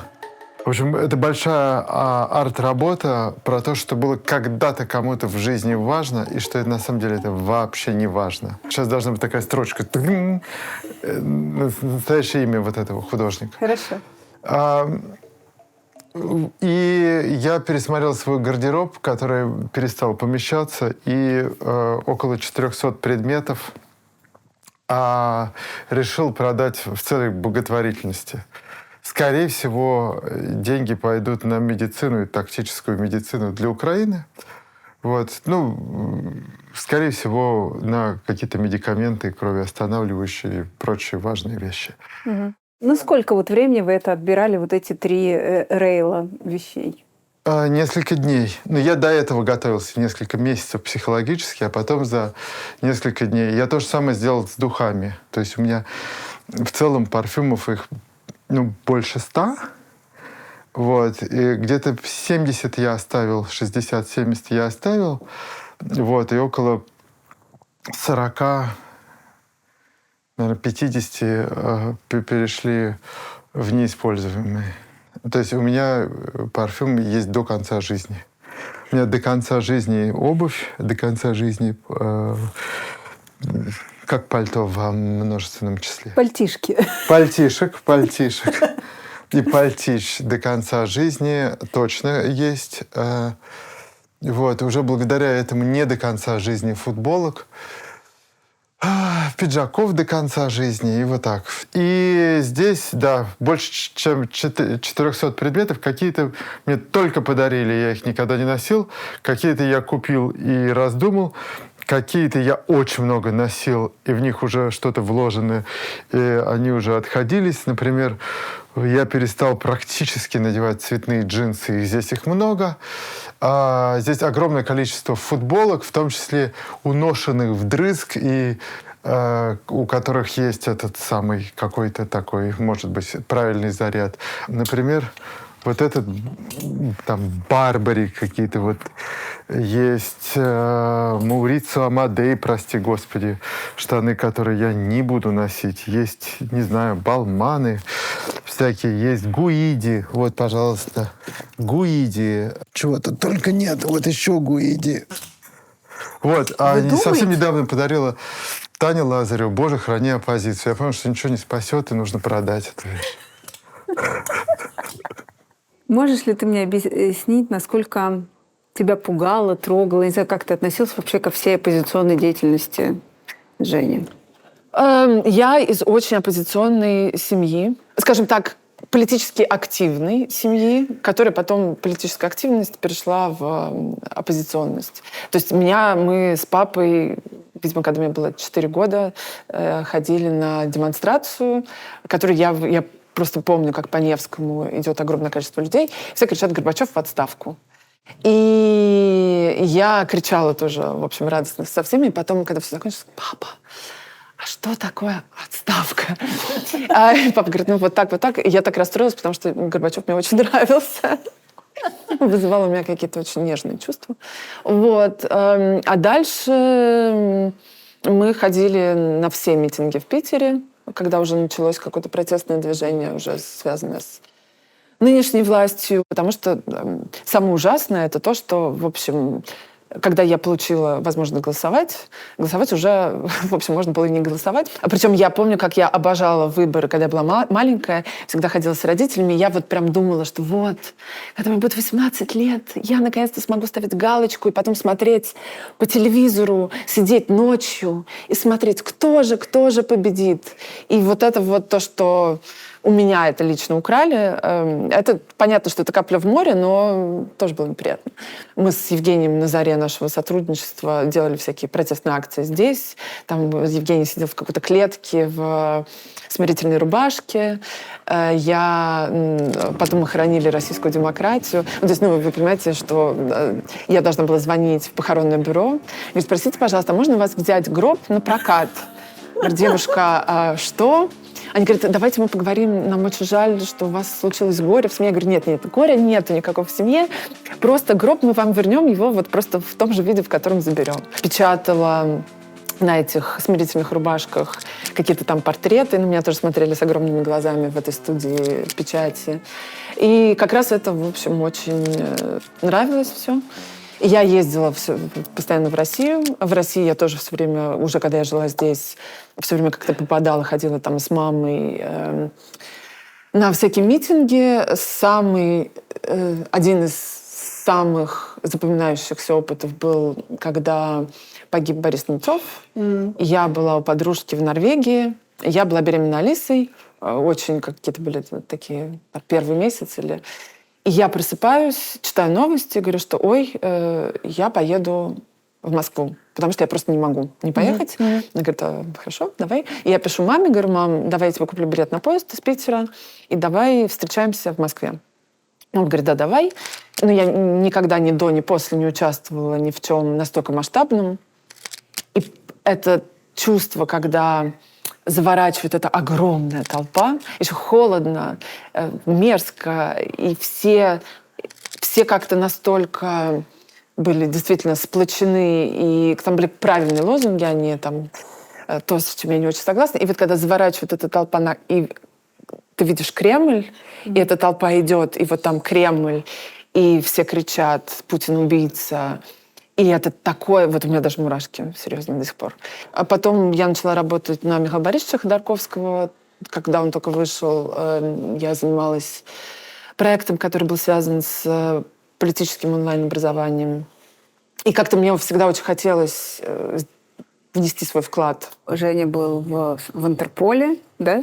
Да, какое-то время. Ну, на какое-то время просто не мог путешествовать. Сейчас, значит, там непонятки с этим спонсором терроризма и вот это. Ну, собственно, непоняток, мне кажется, это в России какие-то непонятки на нашу жизнь. Вот сейчас... Не знаю, какие-то слежки, что у вас какой-то протокол безопасности. Да, бывает такое. Там пару раз у нас точно были доказательства того, что там есть какая-то слежка за домом. Ну, опять же таки, честно, что ходить теперь, что делать? С охраной ходить зачем? Это глупость какая-то. А что они делали за домом? Ничего, просто, мне кажется, стояли... в этом-то все и дело, что, хорошо, вот знают они, когда, не знаю, кто уходит, что жить в страхе из-за этого точно, в общем, не наш путь. Видели бы эти лица, 2 пальца во лбу, остальное кость. Сермяжные дети, они же до 7 лет только развиваются. Мы их вычислили, потому что они семок налузгали там, где стояли. Британцы не лузгают семки? Семки нет, не лузгают. Может, обжаривать не умеют. За мной следили уже последний раз неприятно в России.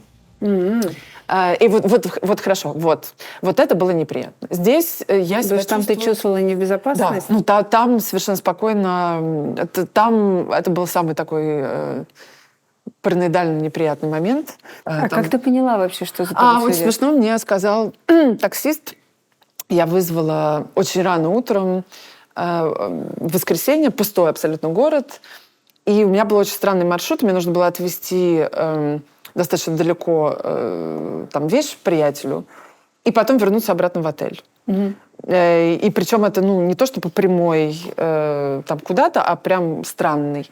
И я говорю, вы можете меня отвезти, а потом подождать, я буквально оставлю этот пакетик, и вернусь, и вы меня отвезете обратно.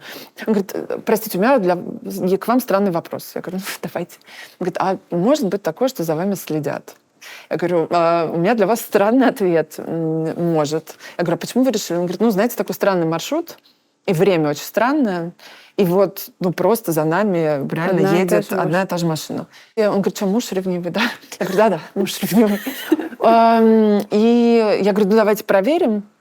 И мы там дальше начали вот так. И там действительно ехала машина, но это был, по-моему, центр я сфотографировала номера, их там потом пробили.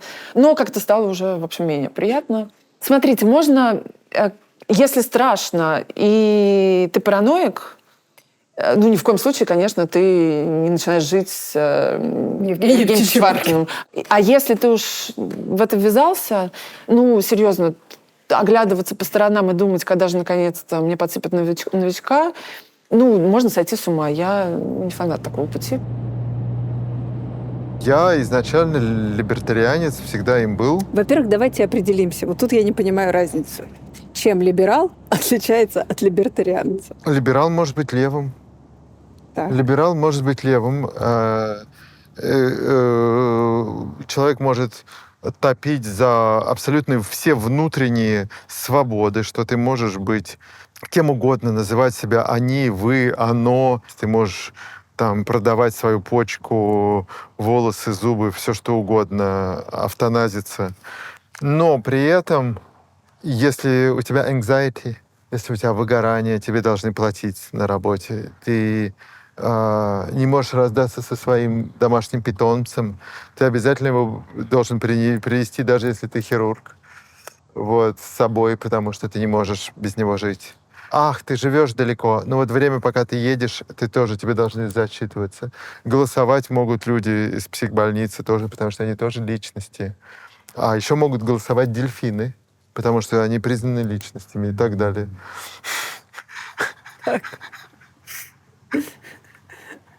Либертарианцы против дельфинов. Вот, правые — это когда там совершенно другое. Мой дом, моя крепость, с одной стороны. Ты ничего там никому не должен. И, вот, И кто на что учился. Кто на что учился и так далее. Но при этом там юбка ниже, чем это, не может быть. Потому что это оскорбляет там чувства каких-нибудь. Выше, чем это. Юбка выше, чем это. А, выше, чем это, да. Да. Совершенно верно. Ниже-то, пожалуйста. Да. Вот, и так далее. Мы в другой шкале. Мы в шкале, которая идет от тоталитаризма до полной свободы. Это не право и не лево. Мы надо всем. Так, ну давайте для То тех, есть кто первый раз... и мой дом, моя крепость, да, безусловно. И государство — это ночной сторож, оно не должно вообще лезть в жизнь человека. Ты платишь десятину, вот прям десятину условно. Не вот эти налоги, не половину, а десятину. Ну, понятно, что в нынешние времена это не может быть десятина, но все равно. Ты платишь мало, и за это мало, а у тебя есть независимая судебная система, менты, армия. И, ну, опять-таки, здесь либертарианец, я не радикальный, я считаю, что МЧС и скорая помощь, они должны в том или ином виде существовать, и какой-то длительный момент государство должно обеспечивать образование тем, кто не может сам платить. Да? Это отличает меня от канонического, упоротого либертариан о 17 годах. Понятно, ты можешь делать аборты, ты можешь делать продавать свою почку, и можешь покончить с собой. Можешь иметь у себя какое-то небольшое количество даже очень сильных наркотиков, потому что это твое дело. Если хочешь себя ухайдокать, кто ж тебе может помешать в этом? И если ты едешь один, ты можешь точно не пристегиваться. Хочешь убиться мордой об руль, сделай это, пожалуйста. Это твое абсолютно дело. Короче, вся ответственность на самом тебе. Да, абсолютно так. Левые. Что не так с левыми? Жить за счет другого — это воровство. Из-за того, что это воровство огромным количеством людей по очень разным причинам. Кто-то не способен, кто-то искренне считает, что это справедливо. Кто-то знает, что это несправедливо, но, понимая популярность этого, хочет себе сделать на этом карьеру. А кому-то просто лень, и он хочет ехать на чужом горбу. Идея жить за чужой счет — это воровство. Когда это воровство с таким святым еблищем всеобщей справедливости становится государственной политикой во многих странах, и это становится как бы нормой. Это такая же норма, как сжигание ведьм, женское обрезание, смертная казнь за траву или посаждение в тюрьму за проституцию. Ну, то есть, когда люди живут в целом доме, смотрят в телевизор большой, с пивом. И не работают десятки лет, потому что не могут найти себе работу, и они на дотации в социальном доме. Это полное говно. Это полная хуйня просто вообще. Бесплатное образование – это хорошо Смотрите, или плохо? Бесплатное образование в целом оно не должно быть. Учитывая то, что мы имеем, наверное, какое-то длительное время, государство должно это гарантировать, но делать все, чтобы большие компании добровольно, ненасильственно занимались спонсорством и благотворительностью образовательных учреждений и это создавали. Так, а бесплатная медицина? Я считаю, это должна быть условно какая-то страховая история. И если у тебя есть какая-то базовая страховка, недорогая, и у тебя есть какие-то очень базовые услуги, и что государство должно предоставить и покрывать только скорую помощь. И ты должен жить и работать, понимая, что ты чем лучше живешь и работаешь, тем у тебя круче страховка, которая перекроет в случае чего серьезную полостную операцию, химиотерапию или пересадку костного мозга.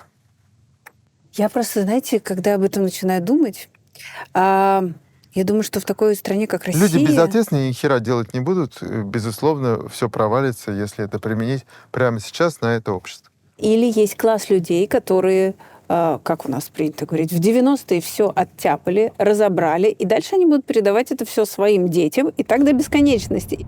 Не будет ли это круговая порука, что мы встанем на эти рельсы, и все вроде будет работать, но получается, что богатые всегда будут оставаться богатыми, потому что они могут содержать детей и давать им хорошее образование в будущее, а дети бедные всегда богатых будут оставаться разоряются вот так, как идут, разоряются в секунду, и количество бездарей огромное количество среди богатых людей, мажоры, забывшие вообще, на которых потратили время, деньги и силы, есть на которых вообще ничего не тратили, была вседозволенность.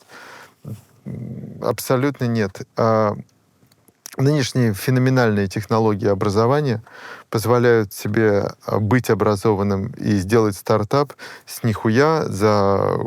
Тебе не нужно платить за какой-то университет, если у тебя есть жажда знаний. Стоимость получения феноменальных знаний около 0. Учитывая, что есть Википедия, курсы, доступ до интернета, ты можешь получить абсолютно все знания и стать абсолютно классным специалистом в любой практически области за честный мужской 0. Это раньше люди стучались или куда-то ходили, чтобы попасть на лекцию к какому-то, ездили, не знаю, профессору, ездили кто в Австрию, кто пешком в Москву, кто в Санкт-Петербургский университет, чтобы послушать. Сейчас, чтобы это послушать и прочитать, ничего для этого не нужно. Ты открываешь и читаешь. Тебе нужно устройство за 300 безусловных единиц и доступ к Wi-Fi. Все. Все. Все от лени. Я когда ленюсь, я беднею. Я когда не ленюсь, у меня что-то получается.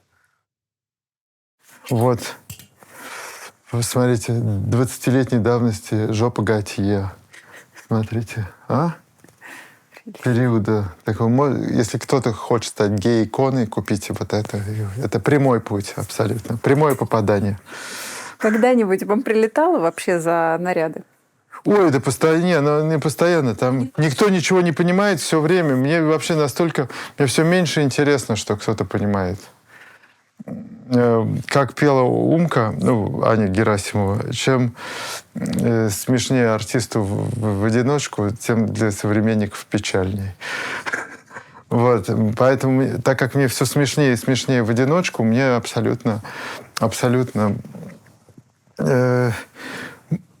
хуже того, мне зачастую нравится людей бесить и выносить их из зоны комфорта. Все, кто хочет быть одинаковыми, они хотят быть одинаковыми, потому что они одинаковые.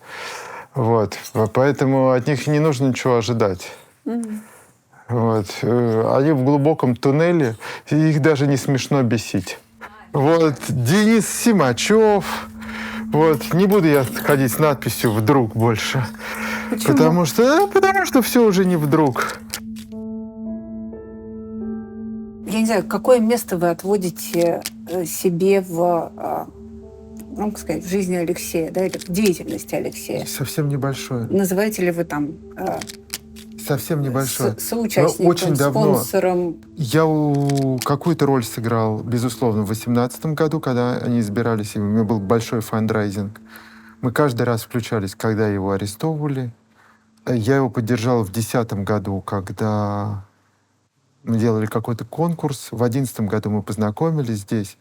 Я не могу сказать, что мы были близкими друзьями, хотя он относился ко мне, мне кажется, с уважением, и это было очень взаимно, несмотря на то, что он впрямую насмехался над моим либертарианством, я его все время поддевал под левую повестку. Он когда-нибудь вас упрекал в ваших компромиссах с Медведевым и Сурковым? Вашей дружбе? Для меня очень важно, что на эти выборы Путин идет вместе с Дмитрием Медведевым. Ну так, с легкой насмешкой. Мы должны жить в стране успешных людей. У нас не было никогда негативных эмоций в общении. Никогда, вообще ни разу. Я мог с чем-то не соглашаться. Вот. Ну, грубо говоря, это мог очень дружеский подъем быть, и все. Что за история, что был второй самолет, когда его отравили от вас? И мы нашли, потому что было непонятно, на чем везти, мы нашли быстро израильский самолет медицинский, он уже стоял под парами во Внуково-3. Вы нашли в России израильский медицинский самолет? Нет, Или он просто прилетел из приехал, Израиля? да. Просто вы оплатили? Да, чтобы его привезти в Израиль. То есть я проявил просто инициативу, подстраховал. Но семья выбрала абсолютно правильное решение. И это и Шарите, у которых был опыт, и самолет Зимина. Какие у тебя были отношения с семьей Навальных? Мы первый раз познакомились с ними здесь, кстати. И Женя меня заложил Лёша сразу же. Он сказал: ты ей вообще не нравишься. У нее очень много к тебе претензий. Это было правда? Это было... скорее, про претензии была правда. Понятно, что это была дикая провокация просто со стороны Евгения. И дальше я сказала, что мы что-то там пообсуждали. Я говорю: Алексей, честно, у меня к вам гораздо меньше претензий, просто потому, что с вами такая женщина, как Юля.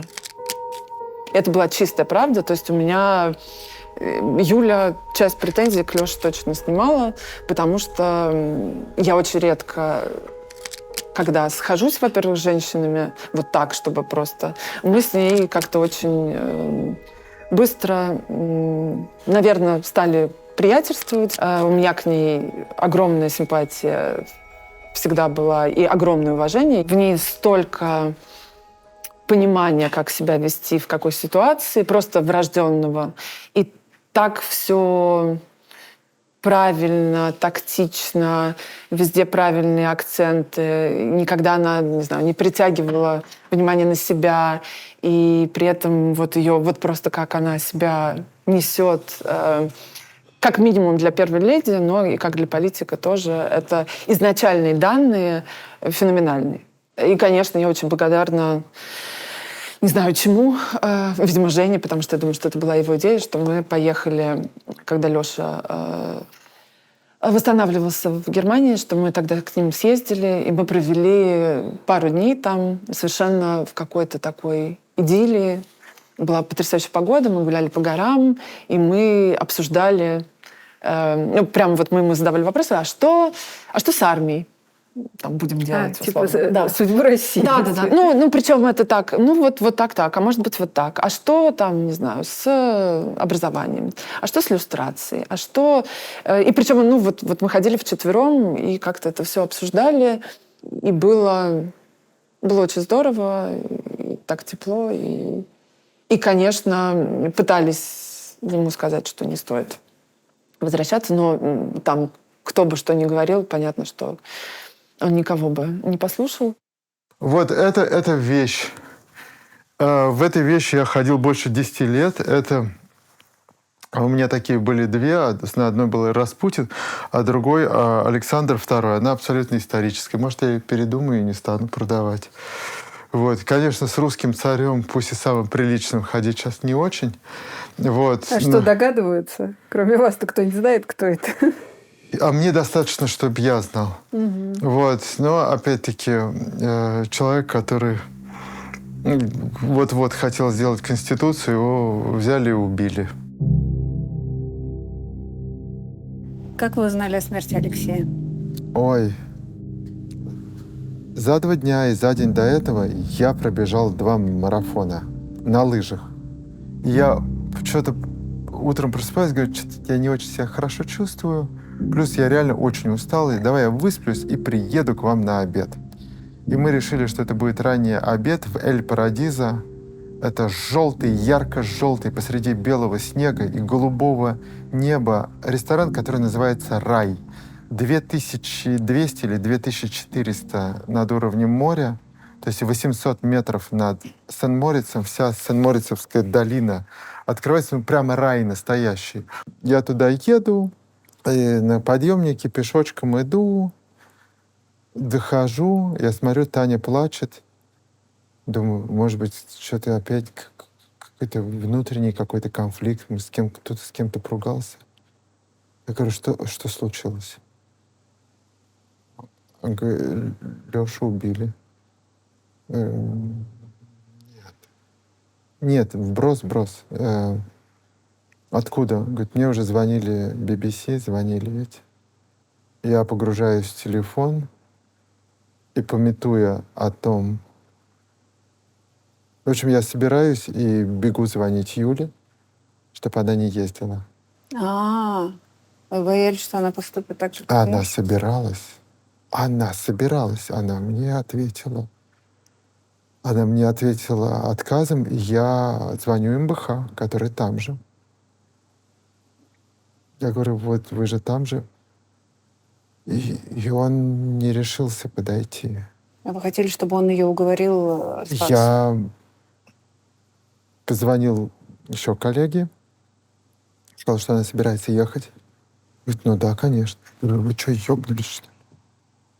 Сделайте, я говорю, на ноги упадите. Уже мы один раз уже не схватились просто в ноги.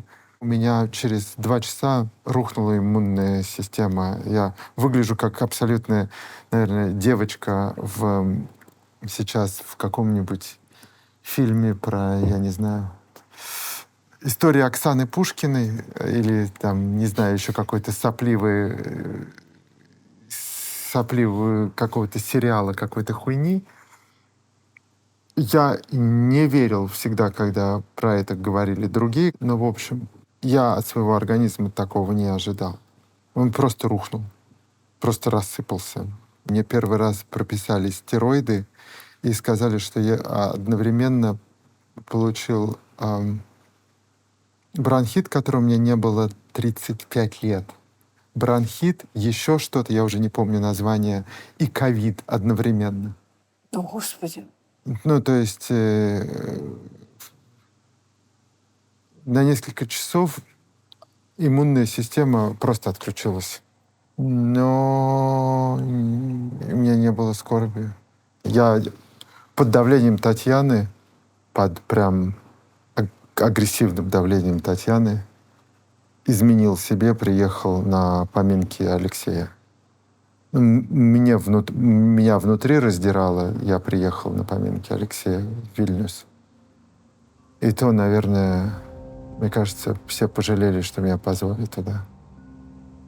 Потому что вместо скорби я не чувствовал скорби, я чувствовал агрессивное желание. Я понял, что так становятся террористами люди. Наверное. Желание мстить? Да, конечно. В этом прекрасном костюме я был в Кремле, на экономическом форуме в Санкт-Петербурге, на встрече даже с Яценюком и Порошенко, и на встрече с Кудриным, и даже на встрече с Грефом. Вот. Сколько ж рукопожатий помнит. Да, этот тоже прекрасный Вивьен. костюм. Ну, сколько-то помнит. А все зазря, все зазря. Вот эту я продаю пути творчества, потому что она есть белая. А подарили зеленую, а вроде как зеленую я не хочу носить. Это Варламов, по-моему. Да, это Варламов. Из-за нее уже, кстати, сажают. Вот Да. если хотите, Присесть? отправьте какому-нибудь нехорошему человеку в Россию, и его из-за этого посадят. И жаба трахнет гадюку. Хотела поговорить с вами про ваше последнее заявление все-таки. Про то, что вы выходите за контур. Да, А? Да. На контур. да. Хорошо. И будете наблюдать за российской Не на, политикой. а в. Ну, скажите, как правильно. Я сделал шаг в сторону, пока срачи, пока нет общей какой-то общеобъединяющей классной идеи, потому что оппонент идею объединяющую, очень сильную, откликающуюся в народе, нашел. Как правильно, я не знаю, произнесу, Таталер Крайк. Вот. Они нашли эту идею. А люди на светлой стороне общей идеи не нашли, с общим врагом им страшно невозможно. И не Пахуана в целом сомбреро, и очень разный заряд бодрости у Путина и у оппозиции. Вот. И поэтому решили, что проще бороться друг с другом. Как странам Балтии проще бороться с русскими, чем с Путиным. Откуда больше всего алкоголя пришло? Из Литвы. Из Литвы, вот.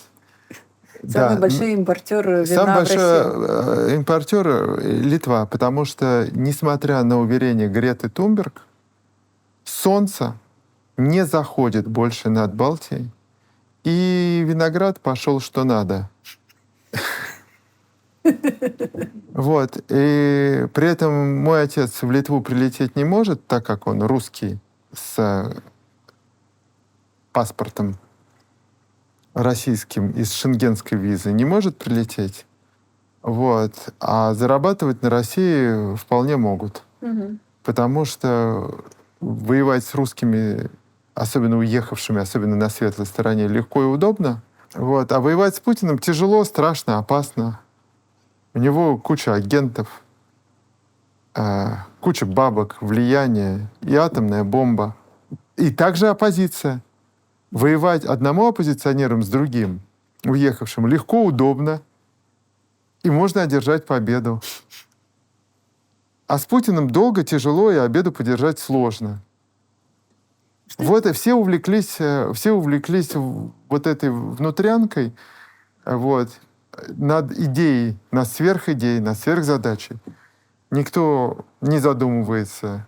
И я бы сказал, что я немного устал, я мухожук, пока у вас не будет, грубо говоря, какой-то стройной концепции, а лучше видения, а лучше написанной программы, о чем я и говорил, и Лёше много раз. Я Лёше выебал мозг с этой программой. Я Михаилу Борисовичу выебал мозг в какой-то момент, то, что нужна программа. Оба уважаемых, даже любимых человека, да, в той или иной степени не посчитали этого важным.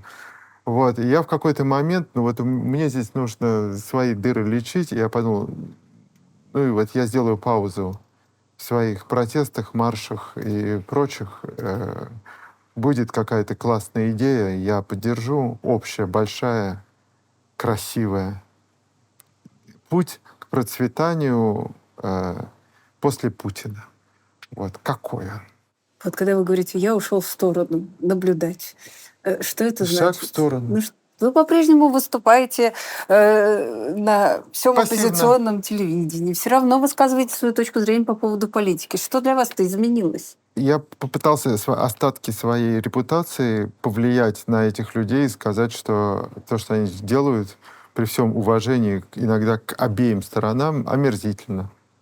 Что послужило отправной точкой? Фильм «Предатели»? Фильм «Предатели» даже нет.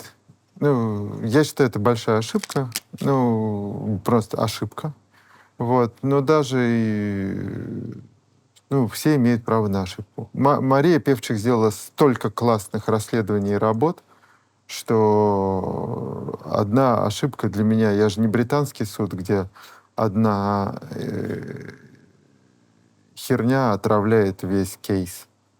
Да, это большая ошибка, но она не отравляет всего того, что сделала Мария Певчик до. И что, надеюсь, сделает после. Хорошо, не Взлингейт. Я высказался предельно. У меня заняло несколько дней эмоционально собраться, чтобы написать это видео. Я бы хотел, чтобы в какой-то момент вышел такой Невзлин и сказал, и предоставил полные доказательства, что это все клевета. Верю ли я версии, что Леонид Невзлин заказал и заказывал и продолжал это делать с разными людьми, выступающими на светлой стороне? Хотелось бы не верить, предельно честно скажу. Потому что если это все так, я, конечно, могу согласиться с фразой Михаила Борисовича Ходорковского, что мой друг сошел с ума. Я тогда скажу, что мой друг сошел с ума. Но это даже не выглядит как сошел с ума, это выглядит как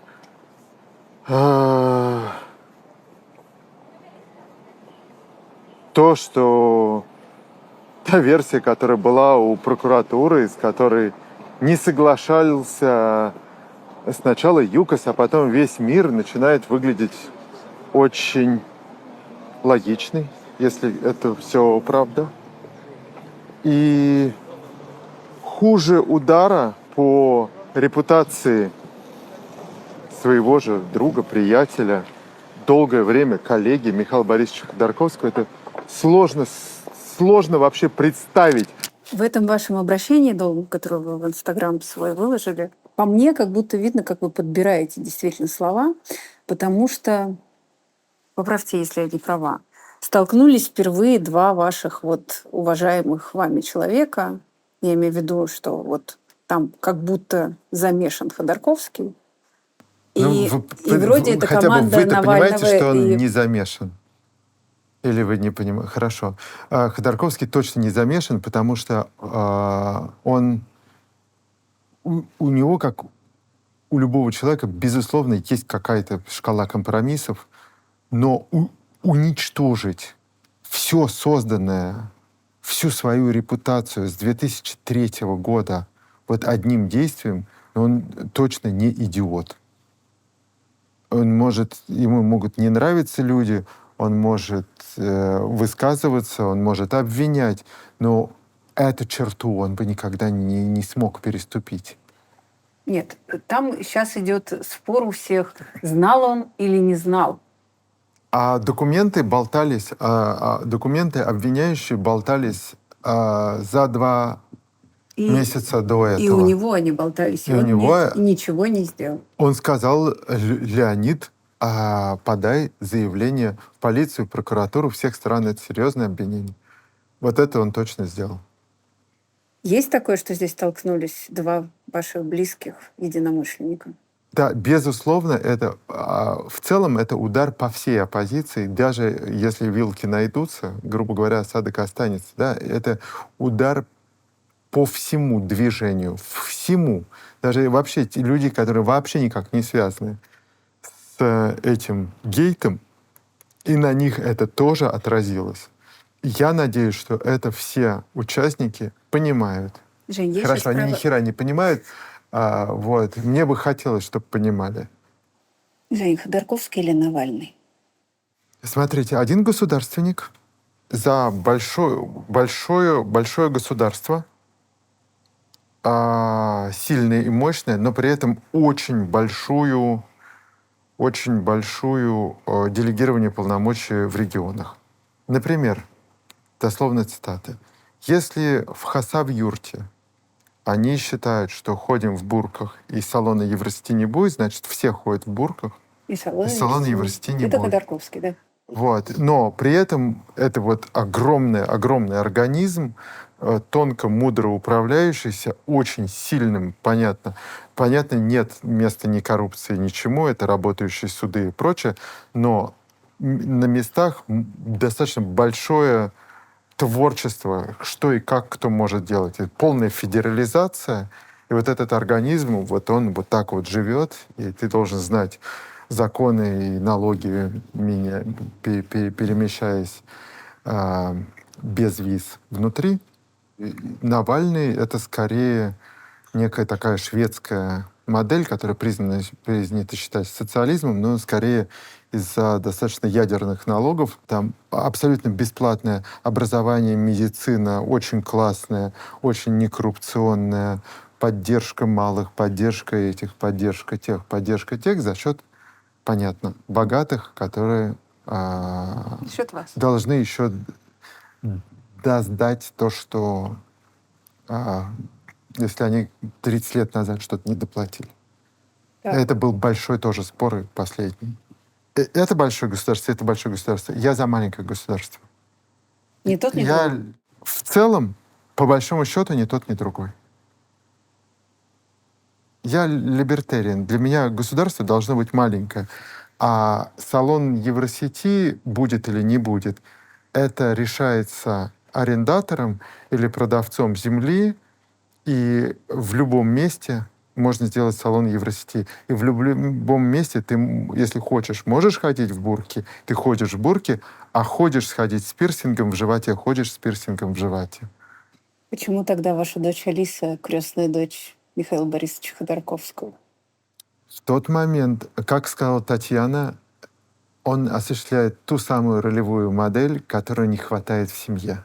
Вы Крестный отец верующий должен... человек. В том-то и дело, что нет. Так.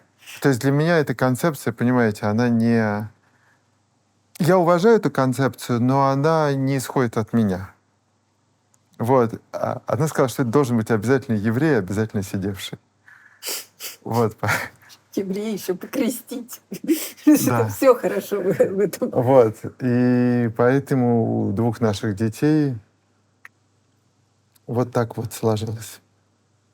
По поводу крестного Ходоркова. Да. Крестного отца. Крестного отца. Ну, мне кажется, это очень...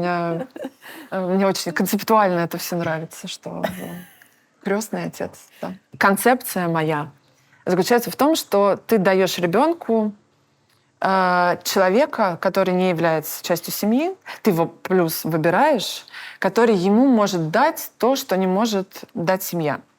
В частности, это даже не про там, фею крестную, которая будет тебе давать туфельки и все прочее, а какой-то типаж, которого совсем нет в семье, чтобы ребенок видел, что вот бывает вот такое вот еще. И То такие есть еще какой-то осознанный взрослый, Да, который да, да. как пример для подражания. который является какой-то в чем-то ролевой моделью. Ну, в общем, мы с Михаилом Борисовичем достаточно много и плотно на тот момент общались. И я знаю, что он в тюрьме стал более религиозным, точно. И он как-то... Ну, он был для меня абсолютным кумиром в моей юности. Абсолютным кумиром. И, в общем, когда мы с ним познакомились, тоже мы с ним в прекрасных отношениях. И очень мне было важно, наверное, чтобы у Алисы был такой мужской какой-то образ, потому что там Евгений одного типажа мужчина, мой папа другого типажа мужчина. А вот есть вот такой типаж, и мне как-то очень было важно, чтобы он у нее был вот в жизни, он любезно согласился, и они так смешно периодически общаются. Но Алисе это очень важно. Она его, когда она была маленькая, там ей было 3 года, она говорит: а скажи, а в тюрьме кормили? Говорит, ну да, кормили. Говорит, а животные там были? Говорит, ну, в каком-то смысле, да. Она настолько им гордится, и он к ней приходил в школу, рассказывал детям краткое содержание своей судьбы. Дети дико впечатлились. Очень. И мы задавали такие глубокие вопросы. Вот эти маленькие достаточно дети. Там, что вам позволяло не терять надежды в тюрьме? Вот. То есть нет, там все взрослые рыдали, дети на него смотрели, открыв рот. Повод ли это обижаться вдвойне на ФБК, что они обидели крестного отца? Знаете, обижается тот, кто хочет обидеться. У меня никаких обид на ФБК нет. Есть несколько вещей, которые мне не нравятся. Ну вот, грубо говоря, притягивание Михаила Борисовича и, соответственно, фильм «Предатель». Вот. И это вещи, которые мне не близки. Значит ли это, что они пошли не в ту сторону, Не или значит просто еще. это вот... Одна точка всего лишь точка, две точки — это всего лишь линия. 3 точки — это будет плоскость, а дальше это будет объем. Давайте понаблюдаем. со стороны, Не будем им мешать. за периметром? Да.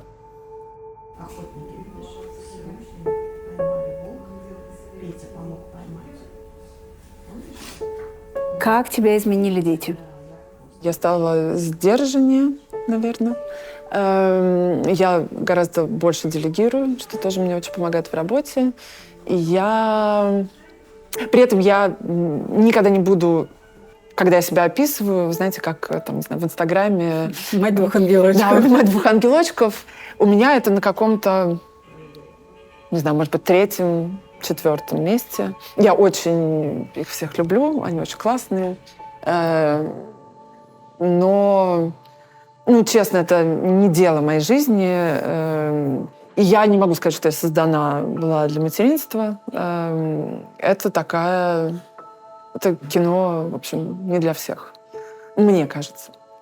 Ты после этого родила второго еще. А я как раз, мне не очень понравилось, как я вела себя. Честно, мне кажется, что очень важно, и слава богу, что сейчас наконец-то об этом говорят, очень важно понимать, что материнство — это очень тяжело.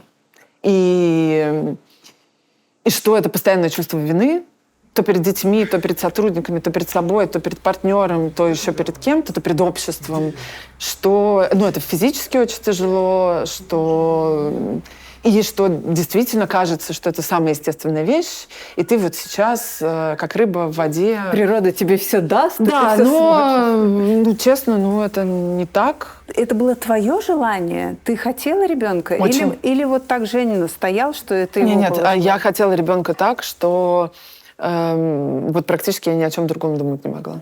Я считала, что я все и без няни даже смогу. Я, понятно, была, скажем так, в ужасе где-то первый месяц, потому что у меня просто сыпались имейлы. Вот я просмотрела, как у меня там 100 непрочитанных имейлов, а потом 200, и я тут с ребенком. И это было тяжело, но это было тяжело вот в самом начале, когда я поняла, что, конечно, я немножко переоценила свои возможности. И первый год в жизни ребенка — это в первую очередь большой стресс для пары. То есть первый Алисин день рождения я праздновала, как будто я выжила просто в нечеловеческих условиях. Есть очень всякие смешные фотографии, где мы сидим с Женей на каких-то лекциях там кого-то в Лондоне. Я просто сижу, по мне видно, что я не там. И Женя очень часто говорит: а помнишь, вот мы смотрели фильм? Я говорю: это какой год? 16-й? Нет, не помню. Я там была, безусловно, но меня там не было. Поэтому чем больше об этом говорят, тем меньше будет женщин, для которых это будет шок, потому что, в особенности благодаря Инстаграму, где все в идеальной форме, с вот этими ангелочками, идеально одетыми. Уже все. Да, и при этом все занимаются 6 бизнесами, и у них так с партнером, у них такая любовь. И вот это все, это, конечно, абсолютный фейк. И мы все очень спокойно можем стать жертвами этой картинки и потом себя корить, что вот у нас не так. И я первым своим опытом материнства не насладилась, потому что я хотела, чтобы все было идеально. И, конечно, в общем, это был неправильный подход. А с младшим ребенком я гораздо больше расслабилась.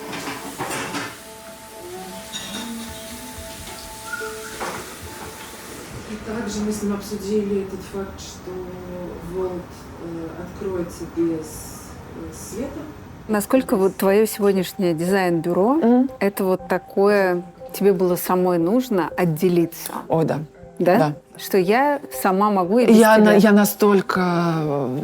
Вот этому я очень рада, потому что мне очень тяжело дается то, что, безусловно, все, что мы делаем как пара, атрибуировано всегда Евгению. И сколько бы он ни говорил очень мило в интервью, что вот моя боевая подруга тут вот сделала это, и это тоже была ее идея. Это все звучит очень мило, но как бы еще хуже на самом деле.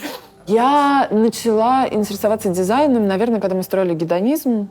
Но это был такой совсем пробный шар. То есть мы много чего придумали в магазине сами. И Женя, и я.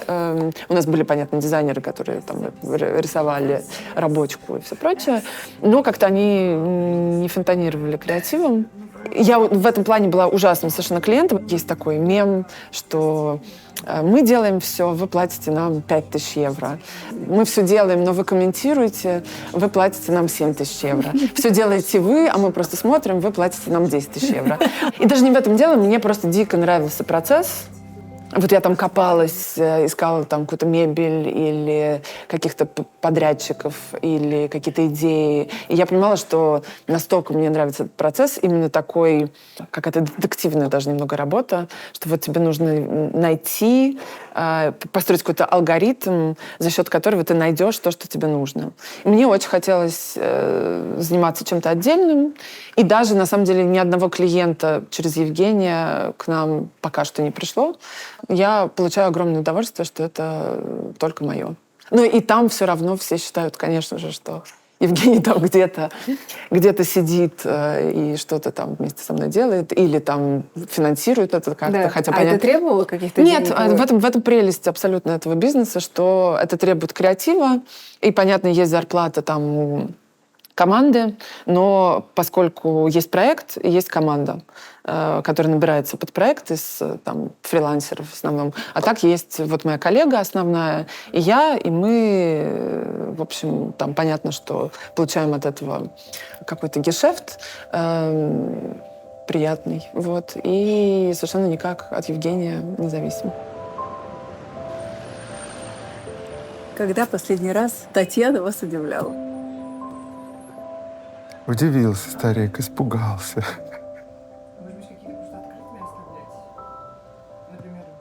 И мне кажется, своим тостом на 48-летие мое. Вот, и я оказалось, что я ей нравлюсь. Ну, как звучал тост? Ну, то, что, оказывается, она одобряет мою деятельность и работу, и как она себя чувствует со мной. Я, конечно, удивился. А вы что, не щедры на слова в обычной жизни в этом плане? Нет, особо нет. А, Ну, серьезно? все, ну, как бы, все же и так должно быть понятно. Ты что, тупой? Нет, просто приятненько. Ну, приятно иногда слышать похвалу и слова любви. Да. Ну, а вдруг ты похвалишь, а ты после этого растелешишься? Должен быть всегда в сборе. Должны быть всегда недовольны. Настоящая русская баба должна быть недовольной. Довольна может быть только Дора. Здесь очень долгое время между этими бутылками, и они все продались, были обязательно бутылка, которая стоила больше 1000. В ней была вся прелесть, то, что страна-производитель была Третий Рейх. Да ладно. 43-й год, Крым. Ну вот 37-й есть. Я весь 21 год вывозил это из Украины. Как знал. Ну, в общем, и потом они сказали, что это нарушение санкционного режима продажи товаров Третьего Рейха, когда нас банк хотел разорить. А российские вина есть? Уже нет. Были, уже нет. Принципиально нет? Красностоп. Во-первых, санкции. Российская водка была до санкций. Все, что до санкций, и здесь им стали возвращать, и они не скупили, а закон работает так, что все, что ввезено до санкций, можно продавать. Мы у других выкупили. с большим скидосом и продавали. А сейчас белуга делается в Монтенегро, в стране НАТО. Ради бога. Нет, российского, пожалуй, я не куплю ничего. Уже принципиально. Bad taste. Не надо. Вам вот эта вся помощь и большая деятельность, которую вы развернули с началом войны, зачем? Очень много причин, их несколько. Первое. Украина меня приняла как родного в 2014 году. Вот, обнимали, целовали, сцену давали, в рот смотрели, фотографировались, обожали, цитировали. И пришло время вернуть должок.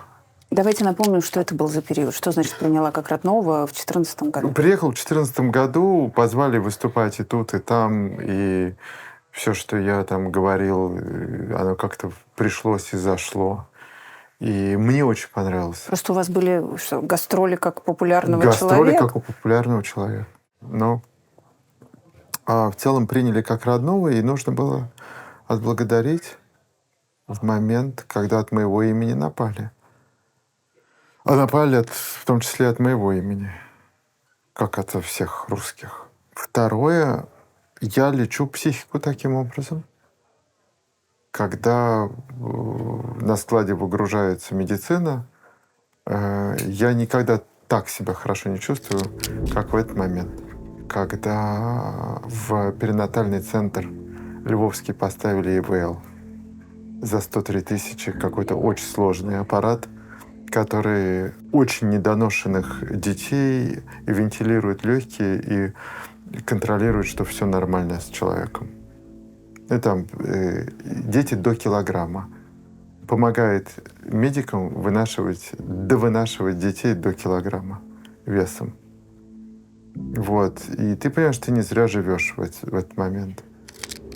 Там Вот. был какой-то конкретный случай, я не знаю, кого-то спасли или как там? Там спасли, я сейчас не знаю сколько, но на лето этого года 7 человек было. Я даже не хочу дальше спрашивать. Не нужны никакие психологи. Ни семейные, ни личные, ничего не нужно.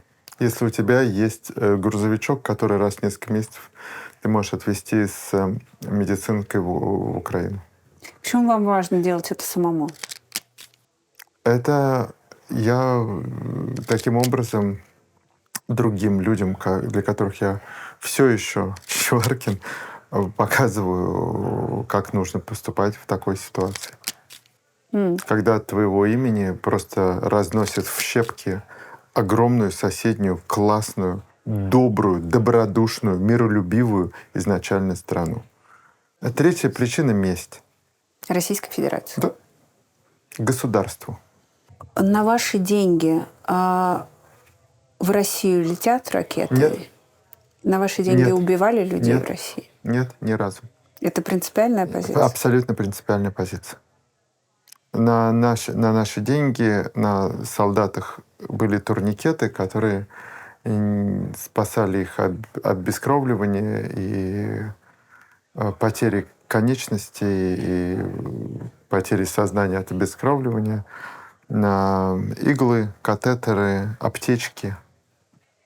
Очень много аптечек. Мы занимаемся лечением, а после Ахмадиты и параллельно детской темой, вот как этим ИВЛ. То есть кроме абсолютно гражданских и детских инициатив, безусловно, часть идет для армии, вот, но не связана ни с чем, что может вызвать collateral damage. У меня нет концепции collateral damage, ее нет. Я не военный человек, я никогда не поеду туда, где нужна каска или униформа. На ваши деньги помогали ли каким-то мирным жителям в России? Нет. Это тоже принципиальная позиция? Нет, здесь нет никаких принципов. Нет. Россия же 75 триллионов ископаемых. Найдут деньги. В России 140 миллиардов есть на войну? Есть на войну. На беженцев тоже найдут.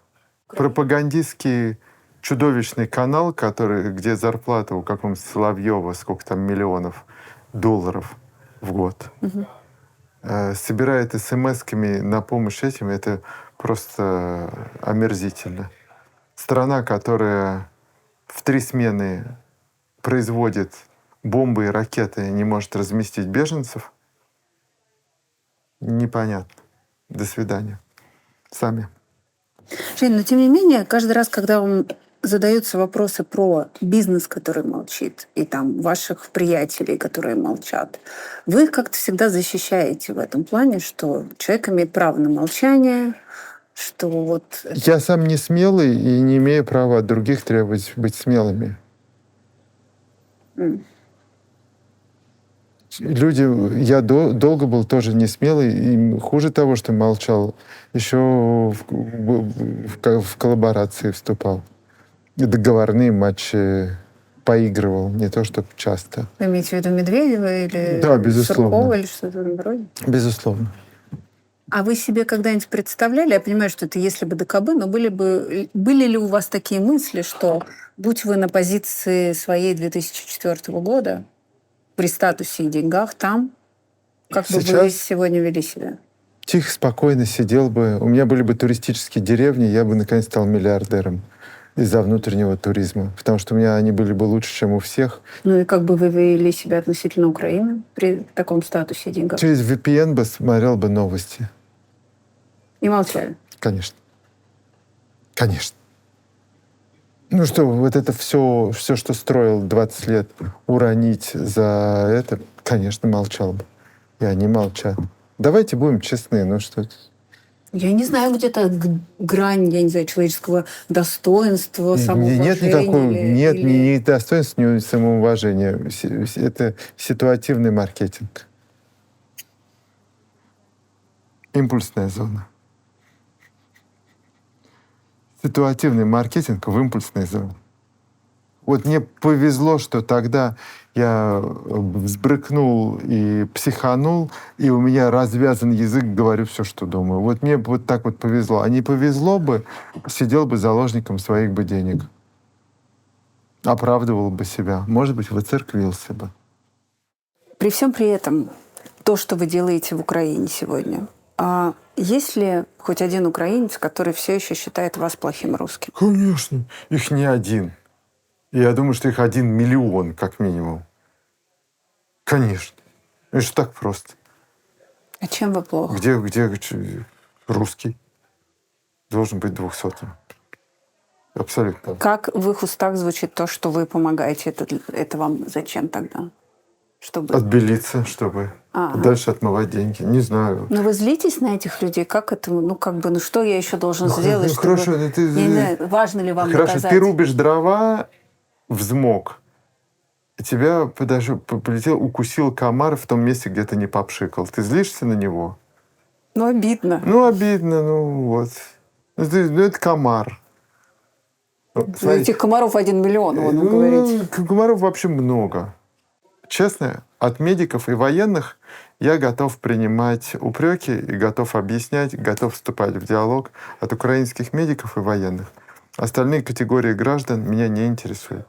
Я не спорить не буду, ничего, не блокировать никого, не отвечать, не спорить, ничего не буду. Вот это 2 категории, от которых зависит эта война, и я сконцентрировался на них. Все. Геночі Харкіну за постійну допомогу нашому підрозділу. Это 22-й год, они харьковчане, им сложно говорить просто мовой, они на русском говорят.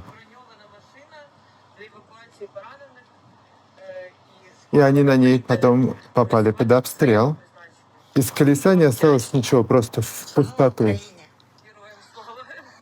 Это они вам лично шлют? Да. Я это просто не выкладываю. Сейчас еще покажу, чтобы на вас вообще ужас навести. Эти ужасы. Награждается медалью за, не знаю, как перевести это слово, и патриотизм, гидность. Это Как достоинство. как за достоинство и патриотизм. Военная часть А-0536. Дивись, в мене є. Награждается памятной медалью за оборону места Героя Харьков. Вы гордитесь этим? Еще как. Потом как-нибудь это все одену, когда все закончится. В 2014 году был период, когда вам предлагали, вас рассматривали. В 15-м. В 2015 на министра экономики Украины и на гендиректора... Да, рассматривали Укрзалезницы. Так. Железной дороги. Неожиданно. Почему вы не там? Что случилось? Не подошел.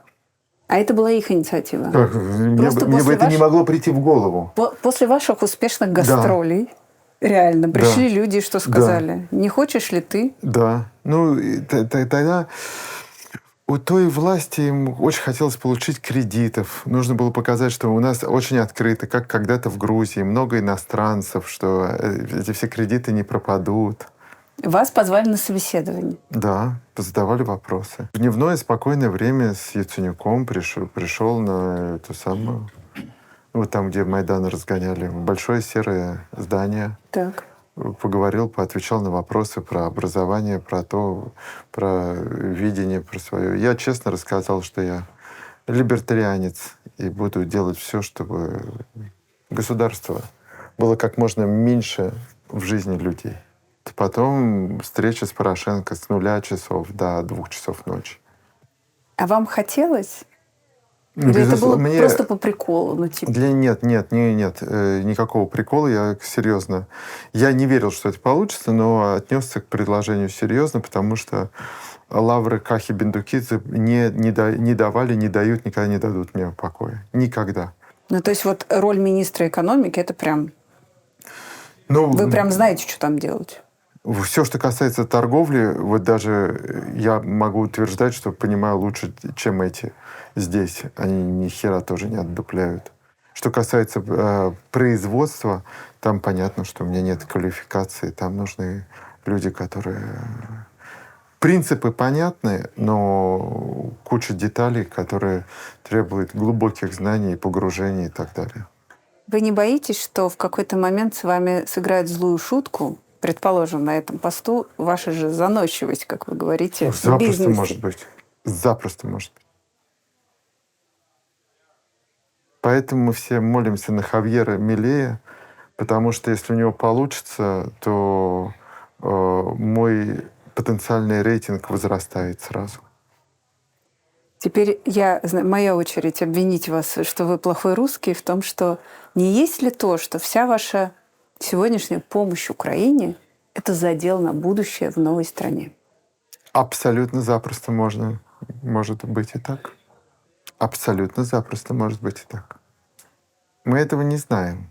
Нет, ну вы об этом думаете? Ну, я же не идиот. Я только выгляжу так иногда в Инстаграме. То есть вы рассматриваете то, что вы поедете жить в Украину будущего? В мирную Украину? Вы про Украину? Я думаю, вы про Россию. Да, нет, я про Украину, что вся сегодняшняя помощь Украине, это я вот копеечку... Они больше не примут русского никогда. То есть я не знаю, что должно произойти. Так, но вам кажется, что все ваше сегодняшнее поведение может отличным образом сыграть в России будущего? Да, конечно. Как это конечно. сделалось с Аденауром в Германии, например, или с Вилли Брандтом? Запросто может. Моя ролевая модель Каха Бендукидзе, то есть это просто реальная смена режима, тотальная, многослойная. То есть там количество людей, которые должны быть уволены из государства, это, считайте, все. Это просто полная замена, перезагрузка страны. И перезагрузка и страны, и людей, и законодательства, и отношений, принятых паттернов. Всего, как в Грузии в 2003-м. С головы на ноги. И с тобой будут все воевать. От мала до велика. От богатых до бедных. Все хотят назад в сельпо. Если у меня когда-нибудь получится в какой-то стране, желательно в своей, разнести государство в щепки, оставить его ночным сторожем, освободить людей от налогов, обязательств, лицензий и прочей херни, вот, то я буду считать, что вот и идеальную просто прожил жизнь. А вы еще вообще верите в победу Украины? Мы никогда не знаем, когда у Путина оторвется тромб и при каких обстоятельствах, и какой будет расклад, мы никогда не знаем. Ну, мало кто может предсказать цену на нефть к маю. Вот Дерипаска сказал, что будет 50. А как пел Слепаков, а чё, бля, если нет? Ну, это такие... Я, конечно, понимаю, что надежда умирает последней. Они почему такие? Ну, в 89-м году кто верил, что совок рухнет? А оказалось, что совсем не навсегда. А в 88-м казалось, что Чаушеску тоже навсегда. А потом поставили к стенке, и все. Вам какой больше финал нравится? Чтобы Путин вот естественной Долго смертью умер, в суде. сидел в тюрьме? Долго в суде. Долго в суде? Годы показаний. Чтобы свидетельства были. Чтобы он, все его подельники были долгое время давали показания. Чтобы были свидетельства. Чтобы все преступления были описаны. Задокументированные, обнародованные, как и все архивы КГБ, ФСБ и все, что было всегда обнародовано. Чтобы эту организацию полностью не аннулировать, а провести хирургическую операцию по удалению этой организации из страны. Это самый, мне кажется, нереальный сценарий сегодня. Я как-то приезжал в Майбахе, не в своем, в арендном. В 2010 году, это была зима 11-го. Приезжал, там бедные люди. Ну вот мы иногда тоже стоим так около посольства, все бесполезно. У нас даже больше шансов, чем у них. Ну что это будет с Муаммаром Каддафи? Через полгода палку в жопу засунули. Вот так. Вот так. Расскажи Господу о своих планах. Вам зачем все это было нужно? В плане, вот вы все время говорите, я не политик, но вы напрямую всегда поддерживаете то одного, то второго и занимаетесь этим, говорите. Я хочу, чтобы страна стала нормальной. Ну чего вам эта страна? Вы уже давно живете в другой стране. Детям? Вот вы уверены, что вашим детям, которые выросли в другой стране, говорят на других языках? С их хорошим русским, но во всяком случае у троих хороший русский, у четвертой хороший русский будет вот сейчас прям с Нового года будет учитель и допилим и русский. Жень, зачем вашей старшей дочери, которую увезли в 3 года из России, которая вообще не знает, что такое Россия, не помнит ничего, это ваша Российская Федерация? У ее детства и память другая страна. Может быть, когда рухнет в следующий раз режим, откроется окно возможностей для карьеры. Понимая тот и тот менталитет и тот язык в стране, где мало все-таки говорят на английском, это феноменальные карьерные возможности. Пусть будет диапазон. Чем больше диапазон у детей, тем больше открытых дорог, чем больше возможностей и карьерного, как и духовного роста. Вы знаете, это напоминает, вы как та мама, которая не состоялась в балете и очень хочет, чтобы дочь состоялась. Вот у вас как будто... Я состоялся в балете. Вот как будто насладиться не успели. И насладиться успел. Я как раз мама, которая везде состоялась. Я хочу, чтобы дети состоялись хоть где-то. Да, но просто нормально. Нет, я к тому, что это какая-то романтизация, что вот мои дети будут жить в России. Мы дети романтической эпохи. Я хочу напомнить, что в наше время «Ласковый май» и «Хэви-метал» тексты были приблизительно одинаковые. Давайте не путать Россию и путинский режим. Это очень две разные вещи. Давайте не путать страну, общность и людей, и просторы, возможности, всю геополитическую позицию, место на карте. Давайте вот это все не мешать с кучкой кровавых упырей, которые и были не дико приятными, но мутировали просто до абсолютно кровавых монстров и военных преступников. Давайте их... Одно другое абсолютно никак не представляет. Они не представляют страну. Ну а когда вы говорите, давайте не путать страну вот с этой кучкой, вы под страной-то что имеете в виду? Людей? Каких? Ну, остальные 108 миллионов оставшихся. Они вам все абсолютно приятны, и вы хотите... Ну, абсолютно точно нет. Но там это точно место возможностей. То есть вас именно тяготит вот то, что было 90-е. Слушайте, где родился, там и пригодился. Во-первых, 90-е так или иначе повторятся. Так или иначе на это будет все больше и больше спрос. Ну, не на 90-е никак их привыкли показывать, не как в «Брате 2» 90-е, а как в те 90-е, когда с нуля вдруг появились из сраных товарищей, появились господа, нормальные тачки, нормальные дома, люди стали путешествовать, ездить, появились стандарты какие-то. Вдруг стало 1200 банков, вдруг появились биржи, вдруг стали пропускать пешеходов. Я все помню, как это все было. У Жени такое очень сильное чувство, как тебе сказать, я не хочу интегрироваться в Лондон, в Англию. И он все время говорит, что я здесь временно, это временный дом. Мне кажется, я не пыталась как-то это изменить даже, потому что, все-таки он очень взрослый человек, который имеет на это право, это его зона комфорта, он ценит свой комфорт. И тут мы диаметрально с ним расходимся, потому что я переехала, когда мне было 22, у меня здесь куча, причем с каждым из детей еще приходит в мою жизнь куча Другая новая. куча, да.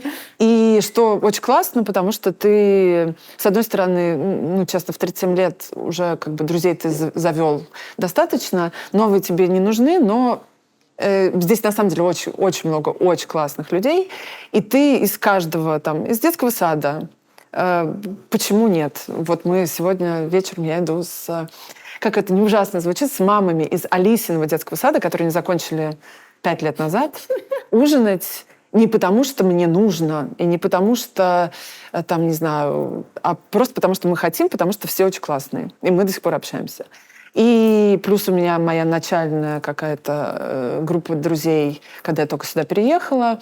Вот этой части жизни у Жени нет, просто потому, что он сюда переехал уже состоявшимся, зрелым человеком, не по своей совсем воле, и при достаточно тяжелых обстоятельствах. Нет, это же, наверное, очень тяжело жить какой-то надеждой на какое-то там возвращение. Если ему комфортно жить с мыслью, что это временно, мы все себя немножко обманываем, чтобы нам было комфортно. Мне кажется, что я очень хочу ошибаться, и до смерти Лёши я честно, как я сейчас понимаю, очень наивно, у меня была такая картинка, как мы еще относительно молодые и относительно красивые идем по Тверской, знаете, как в фильме «Стиляги» в конце. Да. И все, мы победили. Я, понятно, очень утрирую, я не настолько наивна, но у меня была такая картинка, которая казалась возможной, что вот сейчас мы соберемся, да, через 5 лет, да, через 7, но это вполне возможно. Честно, сейчас я сомневаюсь в этом. Но там же у Жени еще звучит фраза, что если я не вернусь, мои дети поедут. Но они съездят, они, безусловно, съездят. Алиса обожала Россию. Она ей было так там хорошо, она там была, последний раз была, когда ей было лет 5, она просто становилась там другим человеком. Ее все это... там эти, прости господи, сосульки, и там Эрмитаж, и эти сугробы, и то, что все по-русски говорят, и Мариинка. Она до сих пор периодически так говорит, что очень, конечно, жаль, что я не могу поехать. А у Лёвы уже нету даже паспорта российского.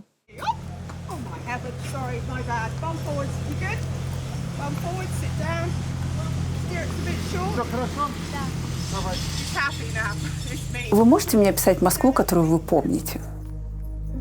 Я понимая изменения, я буду рассказывать. Когда-то в 2007 или 2008, нет, это было не 2004, потому что Орск был еще там. Тверской 4, звонок, менты пришли. А у нас, обычно всегда приходили менты, чтобы грабить. Говорю, здравствуйте, Евгений, здравствуйте.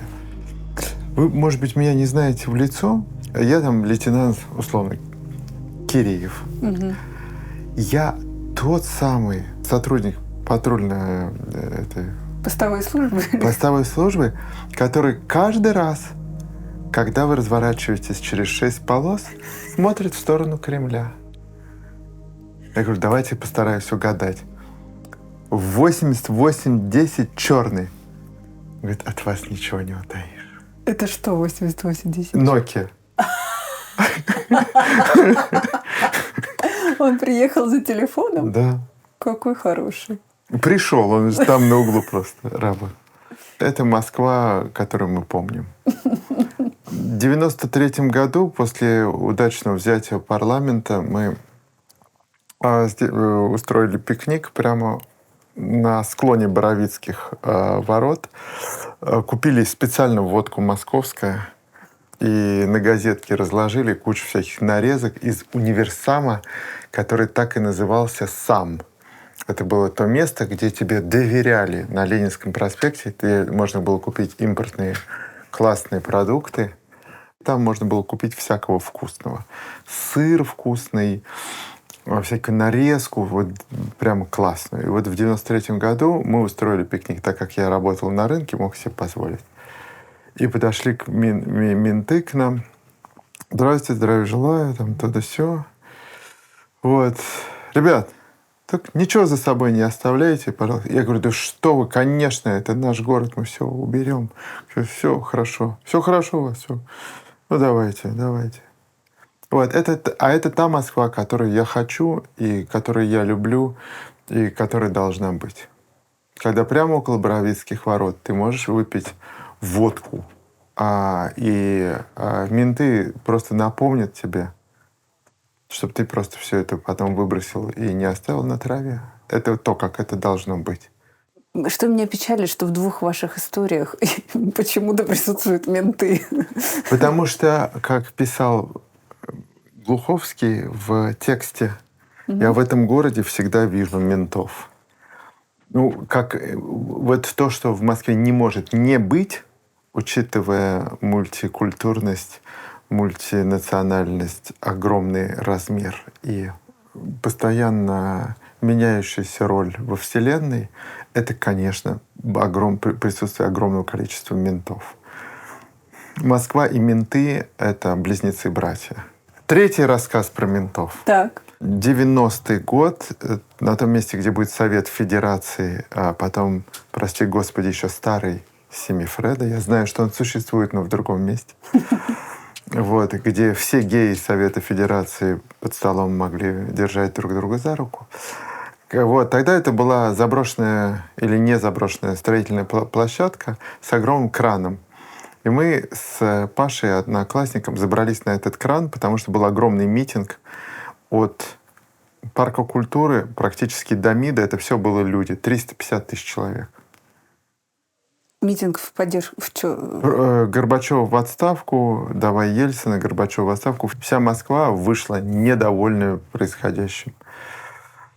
И вдруг под этим я вижу пазики, ментовские пазики. Вот они стояли вообще ничего не перекрывая, они стояли просто вдоль ничего не значащей стены, никак не переграждая в этом всем, просто в стороне. Они формально приехали на этот митинг и, понимая, какое количество людей, стали как можно больше незаметны. Между стеной и пазиком, может быть, было метр или полтора.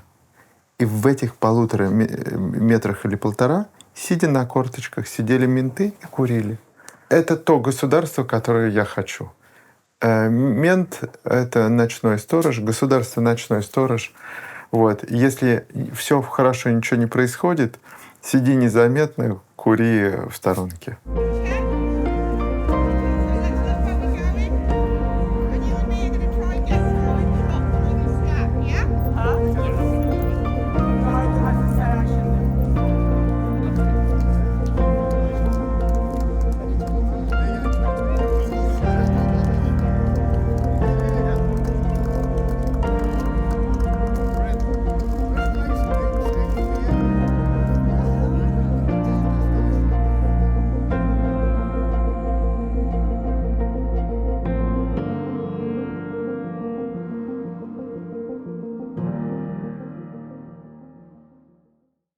Друзья, это сообщение для наших российских зрителей. В России начались проблемы со скоростью загрузки видео в Ютубе.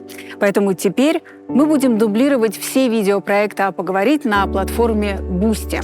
Новые интервью, документальные фильмы и разговоры из рубрики «Наука» будут доступны там абсолютно бесплатно. У Boosty удобный сайт, понятный интерфейс, есть приложение для смартфонов на Android и iOS, и видео не тормозит.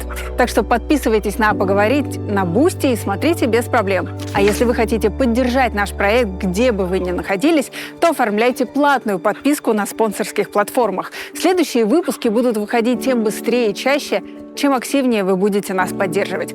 При этом вы получите доступ к ранним премьерам выпусков и эксклюзивным материалам проекта. И еще у нас есть отдельная рубрика специально для спонсоров, где вы берете интервью у меня. Если вы в России, оформить регулярные пожертвования каналу можно на сервисе Boosty. Если же вы за пределами России, то можете стать нашим патроном на платформе Patreon или становитесь спонсором «А поговорить» в Ютубе. Достаточно нажать на кнопку «Стать спонсором». А еще благодаря кнопке «Спасибо» создателям канала можно отправлять разовые пожертвования в любом размере. Подписка на канал в Telegram работает из любой страны. Ссылки на все варианты поддержки вы найдете в описании к этому видео и в описании канала. Мы очень ценим ваше участие. Мы делаем «А поговорить» для вас, благодаря вам и вместе с вами. Мы ваши агенты и больше ничьи.